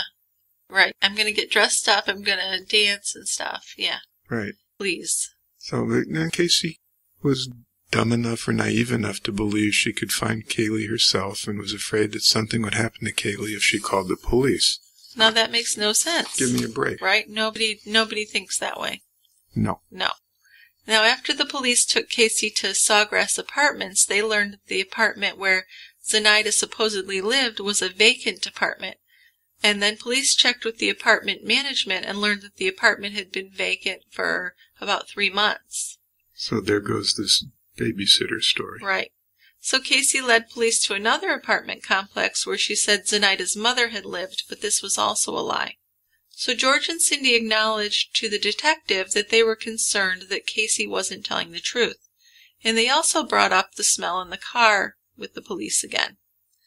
And on July 16th, the police tried to confirm the rest of Casey's story. All of her statements, though, they just kept proving false. Detective Melich went to the Universal Studios to check for this Jeff Hopkins and another coworker that Casey had mentioned there. Casey gave the detective a fake supervisor's name and also a fake extension number where she worked. But it turned out that Casey had been fired back in 2006. They fired her when she didn't return after maternity leave for her photography job. So it's now 2 years later, and she's claiming to have been working there for 4 years. So she's kept with this facade for a very long time. Very improbable that someone would normally believe that. Isn't it? Yeah. I mean, again, this is all hindsight, but it's just such incredible lies. Yeah. Right. You don't know how people didn't see through them. You'd have to have a blindfold. You'd have to be in denial. Yes. Yeah. So Detective Melich had Casey meet him at Universal Studios offices, and when the security guard told Casey that her name wasn't in the computer as an employee, she insisted that she worked there. She provided him with the name of her supervisor, which was bogus, and of course he wasn't in the computer either, but she still persisted with her lie. Now eventually the cops and security agreed to walk her to her office, so they're walking through these buildings, and they walk across the parking lot and past 2 buildings. They enter a building where she says she works, and it's not, by the way, it's not the event planning building at all. It has nothing to do with that department. Gee, that's a surprise. So they get to the end of the hall, and she just stops suddenly. She pops her hands in her back pockets of her jeans and kind of gives this smile, like, oh, no, goofy little girl smile. Okay, I don't really work here, she says. Which they knew she didn't work there. It didn't surprise them at all. Yeah, they were just going along with her. But they're just wondering, what the hell is this woman doing? Right? Why did she walk us down here? Yeah. So Casey was arrested, and she was charged with child neglect, making false statements, and the obstruction of an investigation. So on July 17th, she appeared in court, and the judge denied bail because he said she showed disregard for the welfare of her child. Yes. Yes. Which, yes, I would agree. So on July 18th, Casey hired Jose Baez as her attorney. This was on the recommendations of fellow prisoners. That's right. So I'm not sure that's a high recommendation. Well, I did a little background check on him, and he had done some defense work, and no one had been convicted of murder that he had represented. That's good. So even though he didn't have a great deal of experience, he had been fairly successful in his line of work. Yeah, now, I don't know how much he was billing her or how she could afford to pay him. No. But I mean, he certainly could have done it for the publicity. Sure. But he's her attorney. Yep. So then we have Casey's recorded phone calls with her family. She didn't offer anything to help in the search for Caylee. She spent a lot of time asking for Tony's phone number, which seemed to be her number one priority. Then, a few days later, her bail was set at $500,000. This was because of the incriminating evidence that had been found in her car. Another week later, the defense's motion to ban the release of jailhouse recordings, 911 tapes, and visitor logs to the media was denied. And on August 5th, another week later or so, the Florida State Attorney's Office filed formal charges against Casey for felony child neglect. So we're moving along. Yeah. August 7th, a search warrant was served at the Anthony home.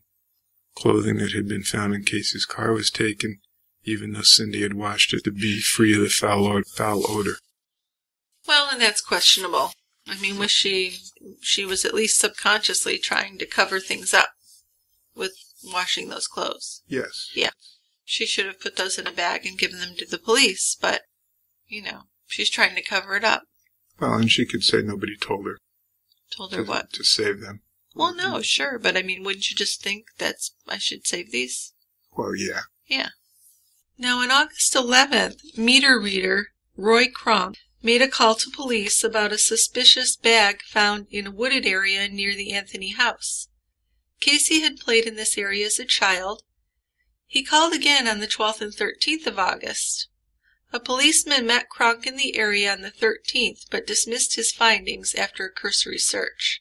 It was a swampy, kind of remote area, and there was a snake there at that time. It was dead, but it was a big snake, and they decided not to go any further, I guess. Yeah, I mean, who wants to be mucking around in a swamp with snakes that are swimming there? Right.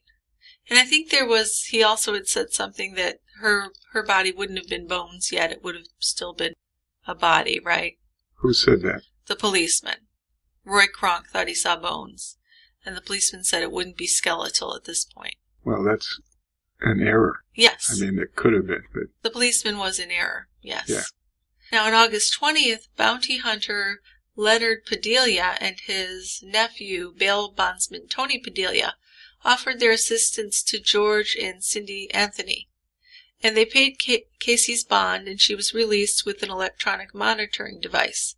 So she returned to her parents' home on August 21st. Now, on the 29th, Casey was arrested on the charges of writing checks for $650 on Amy's checking account.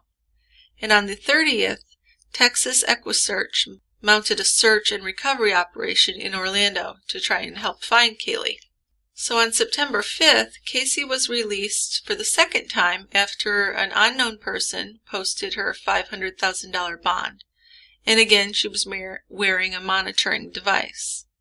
On September 15th, Casey turned herself in on new check fraud charges, fraudulent use of an ID, and petty theft. And she was released the next day on a $1,250 bond, and again, she was wearing the monitoring device. Now, later that month, Zenaida Fernandez Gonzalez, the woman whose name Casey had used as the kidnapping babysitter, filed a defamation lawsuit against Casey. Yeah. Because she'd never taken care of Caylee. Well, no, she hadn't, and she said that, it was a famous name in the news, and it had given her problems in her life. I mean, she'd lost a job, she'd been evicted. Yeah. It was real Plus hardship lots of for negative her. attention, yeah. So on October 14th, an Orlando grand jury charged Casey with first-degree murder in the death of Caylee Anthony. They also charged her with aggravated child abuse, aggravated manslaughter, and 4 counts of lying to investigators. So now she faced the death penalty, and she was held without bond. On October 16th, Casey's attorney, Jose Baez, told reporters that they believed that Casey was still alive. And forensic... Caylee was still alive. Yes, that Caylee was still alive. Forensic tests in Casey's car trunk showed evidence of human decomposition and confirmed the presence of chloroform in the car. A hair was found similar to Caylee's, and on the 28th of October, Casey pled not guilty to all charges against her. Now, on December 11th, the same meter reader who reported to police in August that he'd found a bag with bones in a swampy area nearby he found skeletal remains of a small child in the same area, and this was only a quarter-mile from the Anthony house. So this was strongly believed to be Caylee, of course, but it wasn't confirmed through the DNA testing until December 19th of 2008.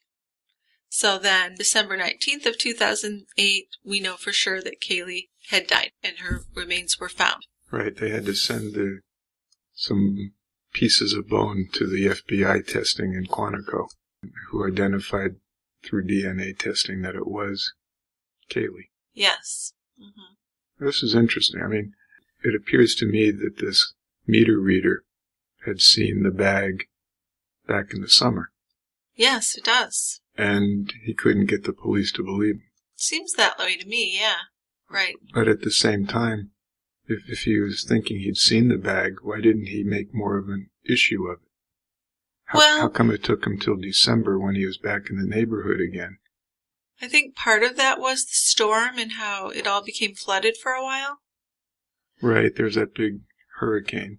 He called 3 times in August before the policeman came out, and then the policeman basically told him that he was wasting their time. Yeah, that's true. So that's part of it, although the defense attorney is going to try and make him out to be a bad guy. Sure. Yeah. In January of 2009, on the 22nd, George Anthony is reported missing by Cindy. He had gone to a job interview that morning that didn't work out, maybe because of the notoriety of Casey's case. I wouldn't be surprised. No kidding. How do you go out and do anything with this going on in your life? I can't imagine. I can't either. No. Then he didn't show up for a meeting in the afternoon with his lawyer. He texted family members saying he didn't want to live anymore and wanted to be with Caylee. Sure, but how can he do this to Cindy? She doesn't have enough to deal with. I understand how he felt that way, but, and it could be used by the defense to make him look guilty. For sure. Yeah. And we're going to find out that exact thing. So I can totally relate and feel bad for George, but on the other side of it, I feel like he's kind of stupid. Well, fortunately, they were able to find him by using the GPS on his cell phone. And he was found in Daytona Beach, despondent, and under the influence of alcohol and drugs. They found a lengthy suicide note, and he was taken to the hospital. Well, I'm glad they found him. Although I totally understand where he was coming from. Exactly. Yeah. Now, the next month in February, documents were released by the Florida State Attorney's Office that indicated that the same type of laundry bag, duct tape, and plastic bags that were found with Caylee's remains were found in the Anthony home. That's a red flag. That's a big red flag. And again, admittedly circumstantial, but alarming. Circumstantial doesn't mean insignificant. No. No. Circumstantial can be significant. For sure. For sure. So Cindy told the FBI that a Winnie the Pooh blanket found at the crime scene was just like the one that was missing from Caylee's bed. And the FBI also found traces of chloroform. Now this to me is very suspicious. They found this chloroform inside a Gatorade bottle near Caylee's remains. And inside the bottle was a plastic syringe. And the FBI test showed that the syringe contained chloroform, ethanol, testosterone, and water. Okay. Yep. Testosterone. Yeah, I don't know where that would come from. No. I mean the chloroform, ethanol, and water. Sure. Right. Not sure about that. But it's totally suspicious. Just having the bottle there with the chloroform and the syringe. Come on. Yeah. Yeah. Now the defense began to allege that Roy Kronk, the meter reader, may have killed Caylee. So they're suggesting this to the press. And Baez claimed that there was evidence of a possible history of inappropriate behavior with young girls. He also alleged that Kronk had used duct tape in the past to restrain women. Now you can allege anything.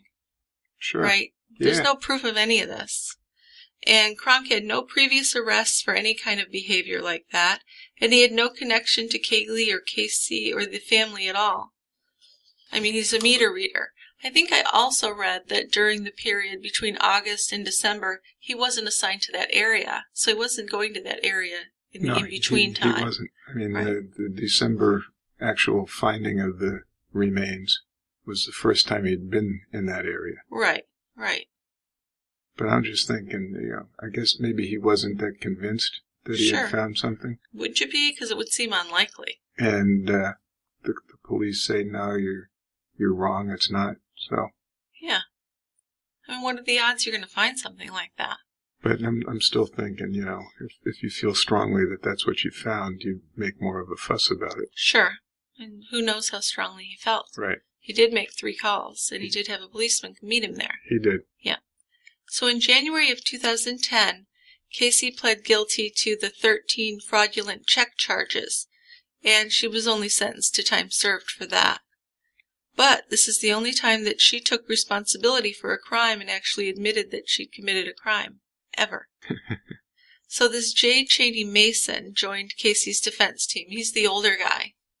Yeah. Yeah. He's going to be the old hand. Right, because Baez doesn't have a lot of experience. Right. Now, this guy had more than 40 years of experience cross-examining the prosecution witnesses. They also added some new lawyers, Ann Finnell, Dorothy Clay Sims, and Charles Green. This is getting expensive. Well, that's the thing. It's a mystery how Caylee is affording this defense team. Now, there is a lot of speculation that Jose Baez had made some secret sales of information and pictures with the media, and that he had earned at least $250,000 off these things. Which I could see that. I would believe that. How do you feel about that? Well, I don't think that's a very ethical thing to do. Well, no, but likely. I mean, what do you think of its likelihood? I don't know. Possible. He was getting money somewhere. Well, yeah, he probably was. Maybe he was doing his pro bono because of the publicity that it was generating. Sure, but I don't think he was in a position to afford to not get paid. Yeah. Yeah. So, yeah, I think it's possible, maybe more than possible, but probable that he was supplementing it somehow. Yeah. And what do you think of the rumors that she was having, well, maybe not sex with him while she's in jail, but they were having some kind of relationship that was maybe sexual later on? Well, you're putting me in a corner here. I'm just saying, what do you think? I think that's entirely possible given her past history. Right. And his moral. Oh, geez. What do you think of that? Reminds me of the joke. What joke? What's the difference between a lawyer and a catfish? You're gonna catfish. I don't know. One's a scum-sucking bottom dweller, and the other's just a fish. So an anti-lawyer joke. Yeah, I'm sorry for all you pro-attorney people out there. Right. But he doesn't sound like he has the highest moral standards. Oh, no. From what I've read and looked at. No. So I think that's a fairly believable thing. I mean, that's true, but then I think that it is your job when you're a defense attorney to defend your client. It is. Right? Which is tough to do when they're someone like this. But, I mean, it was his job, so can we really fault him for doing the best he could for his client? Even though I can't stand to watch him I watched the trial and I can't stand it. Let's separate that out. I mean, that's one thing to do everything in your power to serve your client. Right. It's another thing to be having an intimate relationship with your client. Okay, well, intimate relationship aside, you still think that he's morally bankrupt? Well, yeah. Okay. I do. Right. But for what? But, For what reason? Just from all his actions. Yeah, like, that's vague. Well, I don't have specifics. Wow. But, I mean, again... Then you're overruled. Okay. you go back to doing everything you can in your power to defend your client. Right. And sometimes that probably crosses the line. Sure. But if I'm his client, do I want him to cross the line? Probably. Sure, I want him to do whatever he can. Right. So that's why it's hard to really fault him. But then watching the trial and watching him interview witnesses, I just can't stand him. Oh, no. No, he's horrible. You can't. I mean, for example, when she's lying to the detective at Orlando, she's just repeatedly lying, and he's setting it up like it's the detective's fault. Yeah. You know, which, in a way, that's his job. Maybe he's doing a good job, but it's just horrible to watch. It makes me hate him. Well, and when he's calling his own witnesses... Yeah. It's obvious that they're not the witnesses that they're supposed to be. What do you mean? They're testifying on things that they don't have expertise in. Right. They falsify credentials. But the judge is allowing a lot of that. Well, not all of it, but some of it. I wasn't super impressed with the judge, to be honest. Yeah. Yeah. But these things are sleazy attempts to win the case. Sure. And again, that's good for the defense, good for the defendant. Right. Yeah. Okay. Well, the jury selection, let's get to that. That was an important part of this trial. Yeah, because they couldn't get a jury in Orlando. No, but then they get a jury an hour away, which to me, what's the big difference? I know. The publicity of the case had gone on for 2 years, and it made it a no-brainer that the defense was going to request a new venue. And once the jury was selected, they would obviously be sequestered. It was the only way to do it. But since the jury would have to be sequestered anyway, the prosecution argued, and the judge agreed, that they should have the trial in Orlando and avoid the expense of putting up the defense and prosecution teams in hotels as well. So they picked a jury in, is it Pinellas County? Yeah. Yeah. And they brought them to Orlando for the trial. Right. So Pinellas is like Tampa, St. Pete. Well, Tampa's Hillsborough. But yeah. St. Petersburg. I think it was St. Petersburg and something else. Yeah. Yeah. South of Tampa. Right. But that's all, like you mentioned, that's only an hour away. Yeah. And, I mean... And in New England, we heard everything. All of Florida must have known about this case. All of the United States. Yeah. Yeah. But jury selection took 11 days. So, told in his book, Imperfect Justice, the prosecution attorney Jeff Aston, he found it difficult to find a jury of critical thinkers like he wanted for the trial. So people who followed the news and analyzed what they read or heard on TV, he felt had already put together the information and formed strong opinions on the case. The people who didn't have preformed opinions on Casey's guilt were mostly people who didn't follow the news and may not have been very much critical thinking, socially aware people, which is what they needed. So the undertone here is that these are the dumb people. Kind of. I mean, I hate to say that, but yeah. No, that's what the attorneys. That's what the prosecution attorney's thinking, and I have to kind of agree with that somewhat. So this made it difficult to have people on the jury who had a situational awareness, who did some conscious reasoning, who made difficult decisions on a regular basis, or who were independent thinkers, or people who were in positions of leadership. So the defense preferred a jury of people who would kind of follow the consensus and possibly not work to put together the circumstantial evidence and would possibly believe all the doubt, in quotation marks, that they threw out there. So Ashton wrote in his book that he was not happy with the jury that they ended up with at the end of these 11 days. Yeah, I mean, they have the 12 jurors and 5 alternates, and none of them are really that favorable for the prosecution. No. And some are better than others, obviously. Right. But it certainly looks like a defense jury. Jury, yeah. Okay, well, Casey's trial for Caylee's murder began on May 24th, 2011. Now, prosecutor Linda Drain Burdick repeatedly asked, "Where is Caylee Anthony?" as she tracked Casey's moves and parties through the 31 days when no one was aware that Caylee was missing. In those 31 days, pictures and videos show Casey with friends in nightclubs. The prosecution contended that Casey used duct tape to suffocate Caylee, and the defense attorney, Jose Baez, said that Caylee actually drowned in the family swimming pool, that George covered it up, and that Casey didn't report it because she was afraid. Well, wait a minute. Yeah, sure. I mean, so this poor little 2, almost 3-year-old drowns in the family swimming pool. And the first thing you think of is we got to hide the body someplace? No, that's the thing. That's ludicrous. I mean, come on. Yeah, that's ludicrous. Call 911.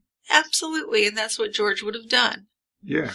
But Casey actually told her attorney and other people that George purposely drowned Caylee. But even the defense wouldn't put that forward. Yeah. Because they knew that wasn't true. And you can say anything you want about Cindy and George, but they loved that little girl. They sure did. They sure did. They were very loving grandparents.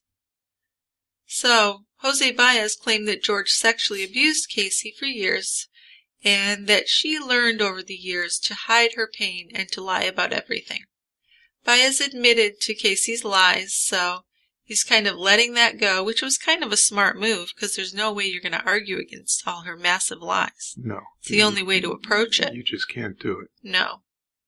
But then he also questioned whether Kronk actually moved Caylee's remains, and he put forth a lot of what-ifs in his opening statements with no evidence to back them up. But he's saying that these are reasonable doubts. Now, reasonable doubts to me are things that you can think through that are reasonable, not just things you're throwing out there that are possibilities. Right. I mean, he's just, as they say, throwing things against the wall and sees what sticks. Right. You know? And that seemed to work for him. It did. Now, after calling George Anthony to deny sexual abuse of Casey, the prosecution began calling various friends of Casey who testified to her fabricated stories during June and July of 2008, where she said she had a job and she was employing a nanny for Caylee. The neighbor testified about the shovel incident. The impound lot manager testified that from his experience, the smell from Casey's car was human decomposition. Now, Casey's former boyfriend and his roommates testified that Casey behaved normally on June 16, 2008. Now, from watching the trial, this was a significant thing to me, watching her friends that she'd hung out with these days say, no, everything seemed fine. She seemed like a normal, happy, never showed any signs of being upset. Very bizarre. With her daughter missing. Well, dead, right? Obviously. Well, but she... Even according to the defense, she was dead at this point. No one's saying she was missing at this point. When she was hanging out with friends? Right. That was before they found the body. Yes, but in her mind, she would have known her daughter was dead either way. Of course. Right? Because they're not saying later on that she did believe she was missing. The story at the time was that she's missing, which is still abnormal behavior for her. Of course. Yes. But they're looking back on a time knowing that she knew the child was dead either way, whether it was the pool drowning or she killed the girl. At this point, she would have known her daughter was dead. She would have. Yes, and she's partying and having fun. But she's sticking to the story that she's just missing. She was, but she's acting happy. Either way, it's not normal at all. No. No. So Cindy backpedaled on the stand, saying that her description of Casey's car smelling like there'd been a dead body in it was just a figure of speech, and a way to get the police to come faster to her house. Now, she tried to get rid of the smell with Febreze, and Casey's friend Amy talked about Casey's frustration over the time they were friends about getting someone to watch Caylee so that she could go out and do things and go on the trip, and that on June 27th, Casey had texted her and told her that there was a dead animal on the frame of her car that was making it smell really bad. That's a good point.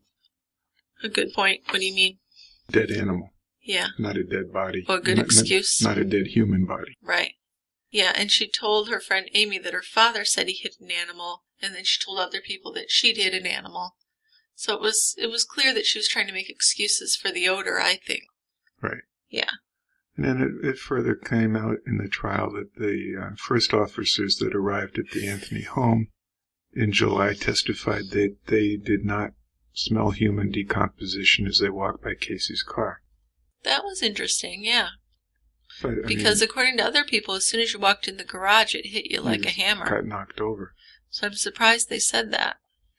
Detective Melich testified that Casey confessed she didn't work at Universal Studios. Well, and she had to, yeah. We have videotapes shown of Casey lying to her parents while she was in jail, denying to police that Caylee had drowned in the pool.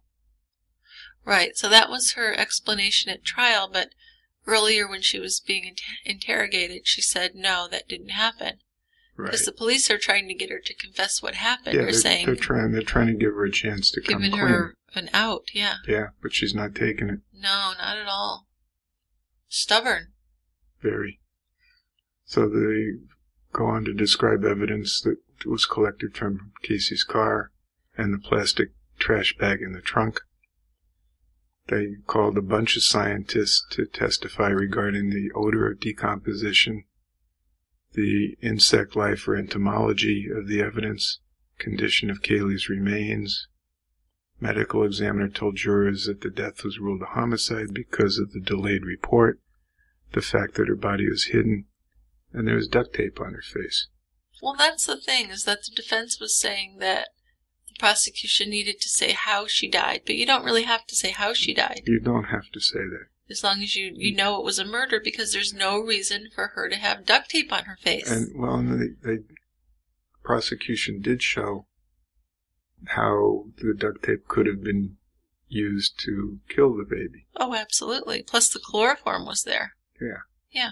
So the theory is that she chloroformed her and rendered her unconscious and then put the duct tape on and she's smothered. I'm just going to throw it out there that if you're a mother and your child's missing and you're not doing anything about it, that's a fucking crime. I don't know what the crime is other than child abuse, but I mean, you're the mother, you're responsible to know what's going on with your kid. Well, absolutely. And if you're not saying anything and your child's found dead, I want you to rot in prison. I'm sorry. I'm not sorry, but I do.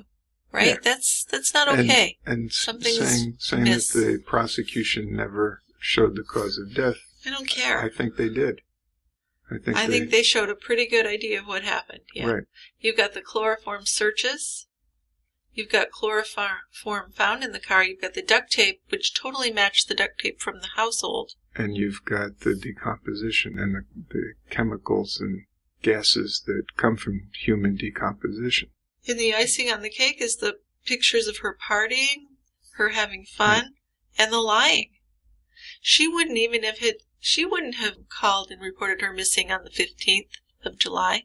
Or the 16th of July. No, she was forced to. She was forced to. I mean, she was never going to report it. No. I mean, they say, why didn't you report it till now? The only reason she did was because her mom put her on the phone and had already said. Right. And isn't it... I mean, she was going to stick to the story that she'd been kidnapped by the babysitter. Yeah. Well, she wasn't even going to say she was gone. She was going to stick to the nanny story as long as she could. Yeah. That she was visiting the nanny or whatever. Right. Yeah. So... Okay.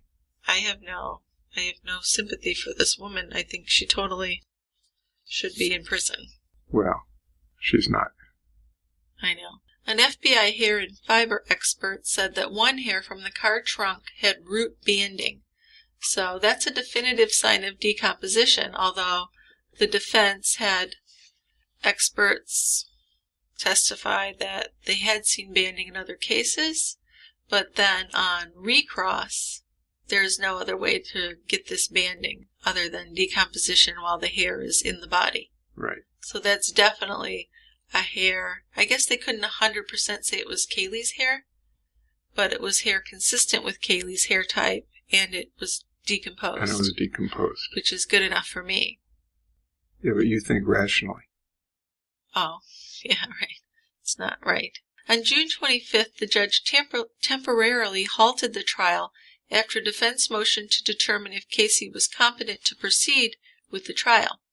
Now, 2 days later, she was found competent and the trial continued, and Casey decided not to testify. Now, when it came to closing arguments, the defense was allowed to argue that there was a drowning involved in the death of Caylee because they'd presented some evidence in that direction, but they couldn't argue about George sexually abusing Casey because there was never any evidence of that, and because Casey didn't testify. Right. They never offered any evidence supporting that view. No, and I'm just questioning, was it okay for him to say that in the opening statements when there was no evidence of it throughout? I thought the things that you brought up in opening statements were things that you were supposed to prove later on. Well, I think you can say whatever you want in opening statements. But I think if you have an intelligent, thoughtful jury, they're going to put that together. Well, he mentioned that, but he never proved any of that. Well, there's one of the difficulties. But I feel like the jury missed that. We'll talk a little more about the jury when we finish up here, but we will. The prosecution did an hour and a half of closing arguments. They offered a timeline of events, saying that Casey intentionally suffocated Caylee to death by putting the 3 pieces of duct tape over her face, and that the motive was that Caylee was interfering with her lifestyle and time with the boyfriend. And I would argue that this Tony Lazzaro was a big part of it. She really wanted a life with him when he talked about moving back to New York where he was from because he was in Florida to go to school. She would cry about it. And he had actually mentioned to her that when he did have children, he only wanted boys because girls were too much work. And it makes me think of Susan Smith and her boyfriend who didn't want kids, and she drowned her children. Yeah. So, and you know how I feel about women that put men before their children. I know that. It's a pet peeve of mine. One of. I have many, don't I? Well, I don't know about many. I have a few. You have some. So they argue that the defense's story that Caylee had drowned and George helped cover it up made no sense. Absolutely no sense. No. If that little girl was drowned and he found her, he would call 911. Well, why wouldn't he? There's no question. Right. He wouldn't think the first thing, well, we got to hide the body someplace to disguise the fact that she drowned. Nobody who has a child would. You're going to have hope that you can save them no matter what. Yes. Crazy and ridiculous.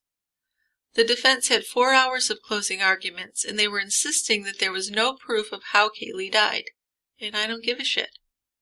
She died, and this woman was responsible. Yeah, but again, I think they have a good sequence of how she died. They have good theory with some evidence to back it up. Yeah, they might not have. They don't have a definitive cause of death, no. But I think that from what they presented is the logical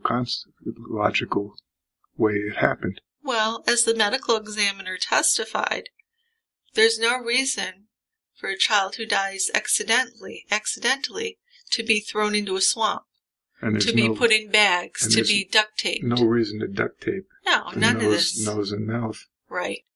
For an accidental death. Right. Right? Right. Of all the children that drown in Florida every year, none of them are found in a swamp with duct tape around their face. No. No. There's no reason for that, ever. So, I mean, I think the prosecution presented a reasonable scenario. Yes. Absolutely. But the defense emphasized reasonable doubt and reiterated their story that Caylee drowned and George made her death look like a murder and put her body in the woods or the swamp. Now, on July 5th, after only less than 11 hours of deliberation, the jury acquitted Casey on all the felony charges, shocking everyone. So, not guilty of first-degree murder, manslaughter, or child abuse. And she was released from jail on July 17th, 2011. Now, on August 24th, Casey was ordered to return to Orlando to serve her 1 year of probation for the check fraud charges, and her residential information was kept confidential for her safety, because she's very hated. Understandably. Yes. Right? Mm-hmm. And she was ordered to pay $217,000 for costs that were incurred in the search of Caylee, when she knew where she was all along. And in February of 2002, Casey made her first $20 payment towards that. Yeah. And that's how it works. I once had a guy that was supposed to remodel the bathroom. He took $3,500 and never started the job or anything, so I took him to court, and he was ordered to pay me $25 a month. Yeah. So that's all you have to do when you go to court. Okay. And we don't even know if she's continued making those $20 payments. Oh, no, we don't know. I mean, there have been a lot of rumors since then. There was that one release of where she said that her video diary was released without her permission or something, and that was sickening. Right. Yeah, and then there are rumors that she was living in that older defense lawyer's house and cleaning it. Yes. And then there were rumors she was living in a mansion. But she's never been able to do a book or a movie and make money, because people will not pay for that, which I appreciate. Well, that's the one thing, and if she ever did make some money, she'd be forced to turn it over to the... She wouldn't, because she's not guilty. Well, she owes $200,000. Oh, well, maybe, She'd have yeah. to pay that off. Okay, maybe, yeah. That's true. But she's not going to be able to do that. So what do you think about the jury? Well, here's my thoughts. Okay. Not just about the jury, about the whole thing. All right, give me your thoughts about the whole thing. And this will be succinct. I'm sure it will. You're always succinct. You know I'm succinct. I think that the prosecution probably overestimated their case. That they thought it was more of a slam dunk. And maybe they didn't do as good a job as they could have in presenting their case. Because if you look at it and analyze it, it's pretty clear what happened. So I think so, yeah. That's one thing. I think that one of the prosecuting attorney's actions might have swayed the jury against the prosecution a little bit because he was openly derisive of the defense's Jeff efforts. Ashton, the one who wrote the book. Yeah. Yeah. So Well, I think that was something. he did look a little smug. Yeah. Yeah. And I think the defense turned out to be a little bit better than people thought they were going to be. Well, the defense of just throwing everything at the wall seemed to work. But I feel like if it was the right jury who was really thinking things through, well, that's the then this final wouldn't part. have, then their defense wouldn't have So worked. I think the prosecution was a little not over the top, but a little too figuring they had it won. And the defense... Too confident, thank you. And the defense was a little bit better than the prosecution thought they were going to be. Right. But then it comes to the jury. The jury. And they really fucked up. I have to agree. Because... I mean, if you've seen the interviews with the jurors, it's like, come on. Yeah. And they never, I'm sorry to interrupt you, but they never asked for anything. No. When they did their deliberation, they didn't want to see or hear anything from the trial that they wanted to re-examine. They wanted to get done with it. I really feel like that, yeah. And the first vote, even before they did anything, was already 10-2 for acquittal. Yeah, but how does that happen? So it happened because they weren't able to critically think about things and put the points together to arrive at the logical conclusion. Right. So they can talk about how the evidence wasn't there to be able to convict. I don't believe that. But it was there. And right. It was all there. All you had to do was use your head and think about it. And think about this whole reasonable doubt stuff. Is it really reasonable? No. These are possibilities, remote, crazy possibilities do not equal reasonable doubt. Exactly. Right. And you've heard about the story of Occam's razor. This is a long time ago, but basically it's the simplest explanation is the correct explanation. So what's the simplest explanation here is exactly what the prosecution alleged. But you know... And that's what should have been done. But it's really hard, and I can admit this is true for me too, it's really hard to think of a mother would kill her kid. Really hard to believe that. It is hard to believe. It is hard to believe. It's really hard to believe that someone would do that to their child. It does happen. Yes. We know that. It happens more often than you'd think. And we know that mothers get convicted of killing their kids. Sure. We've done several cases on mothers killing their children. Right. And they're convicted. Mm-hmm. So, yeah, I guess you'd want to think that mothers don't kill their children, but they do. Yeah, but I just think such a vast majority of mothers would do anything for their children. And then when you get a mother that would do this, it's almost easier to think just about anything else than to think that the mother did it. Yeah, but still, they had the evidence. Yes, I believe they did. And they just didn't arrive at the correct verdict. Well, in watching the trial, and I probably watched 75 to 80% of it, I think that a lot of the scientific experts were not that great for the prosecution. They weren't as forceful as they could have been. No, they didn't testify that well. They didn't come across the way they could have. Right, and that's what I was talking about, how the defense was a little bit better than the prosecution thought they'd be. Yeah, because they were able to kind of poke holes here and there. Right. But I think most everybody would agree that the jury got it wrong. Yeah, I think you're right. I mean, I think she's very much hated, and I think in some ways she is in prison. I don't think she can go out and have a normal life. No, I think to do that she'd need to be in witness protection or something like that. She'd have to change her appearance and change her name. Yeah, that's true. Well, tough case. Yeah. Sad case. It's very sad, just to think that a mother would do that. Well, and that she got away with it. Well, at first I thought, well, maybe she was drugging the girl to keep her quiet while she went out and accidentally overdosed her. But that doesn't explain the duct tape. No. To me, the duct tape is the most compelling evidence. Yes, it is. And I don't see...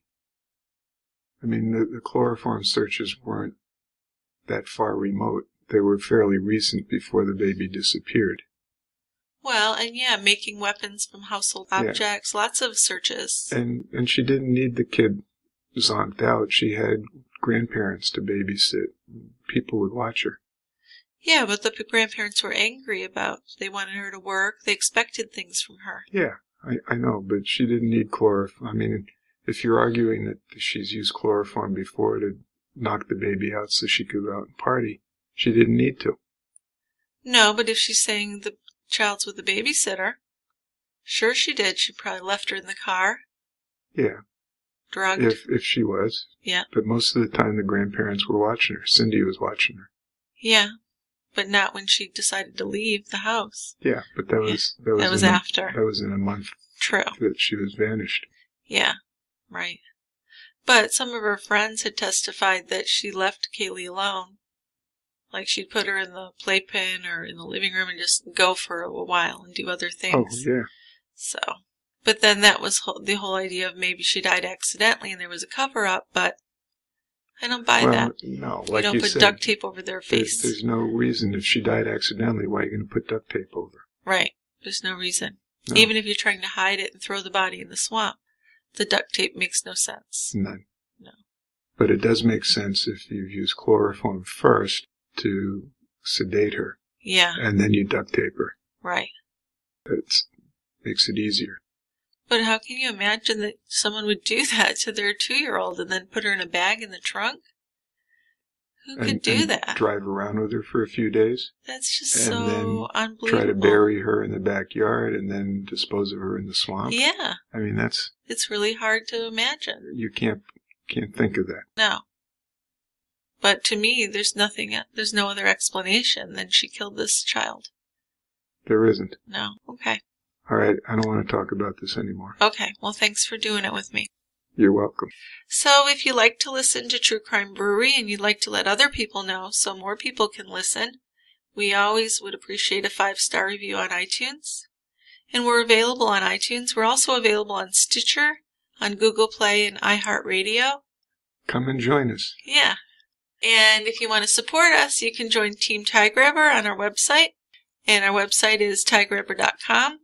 Also, if you shop Amazon through our Amazon link, which is tiegrabber.com/Amazon, you can support us by every little bit of money you spend. We'll get a few cents kickback. And remember, it's no additional cost to you. Nope, so that's a free way to support us. Go order. Yeah. We also have the True Crime Brewery shop on our website where you can get stuff, t-shirt, coaster, sticker. And then we've got some new stuff coming in next week. We've got bottle openers, shot glasses. Yeah. Right? Check it out. Yeah, check it out and get yourself some True Crime Brewery stuff. That's right. That's right. Probably going to be very valuable someday. Yes, that's right. Leave it to your children, and then when they grow up, it'll be worth a fortune. Of course. All right. Well, thank you for joining us, and we'll talk to you later. See you next week, guys. Okay, bye-bye. Bye.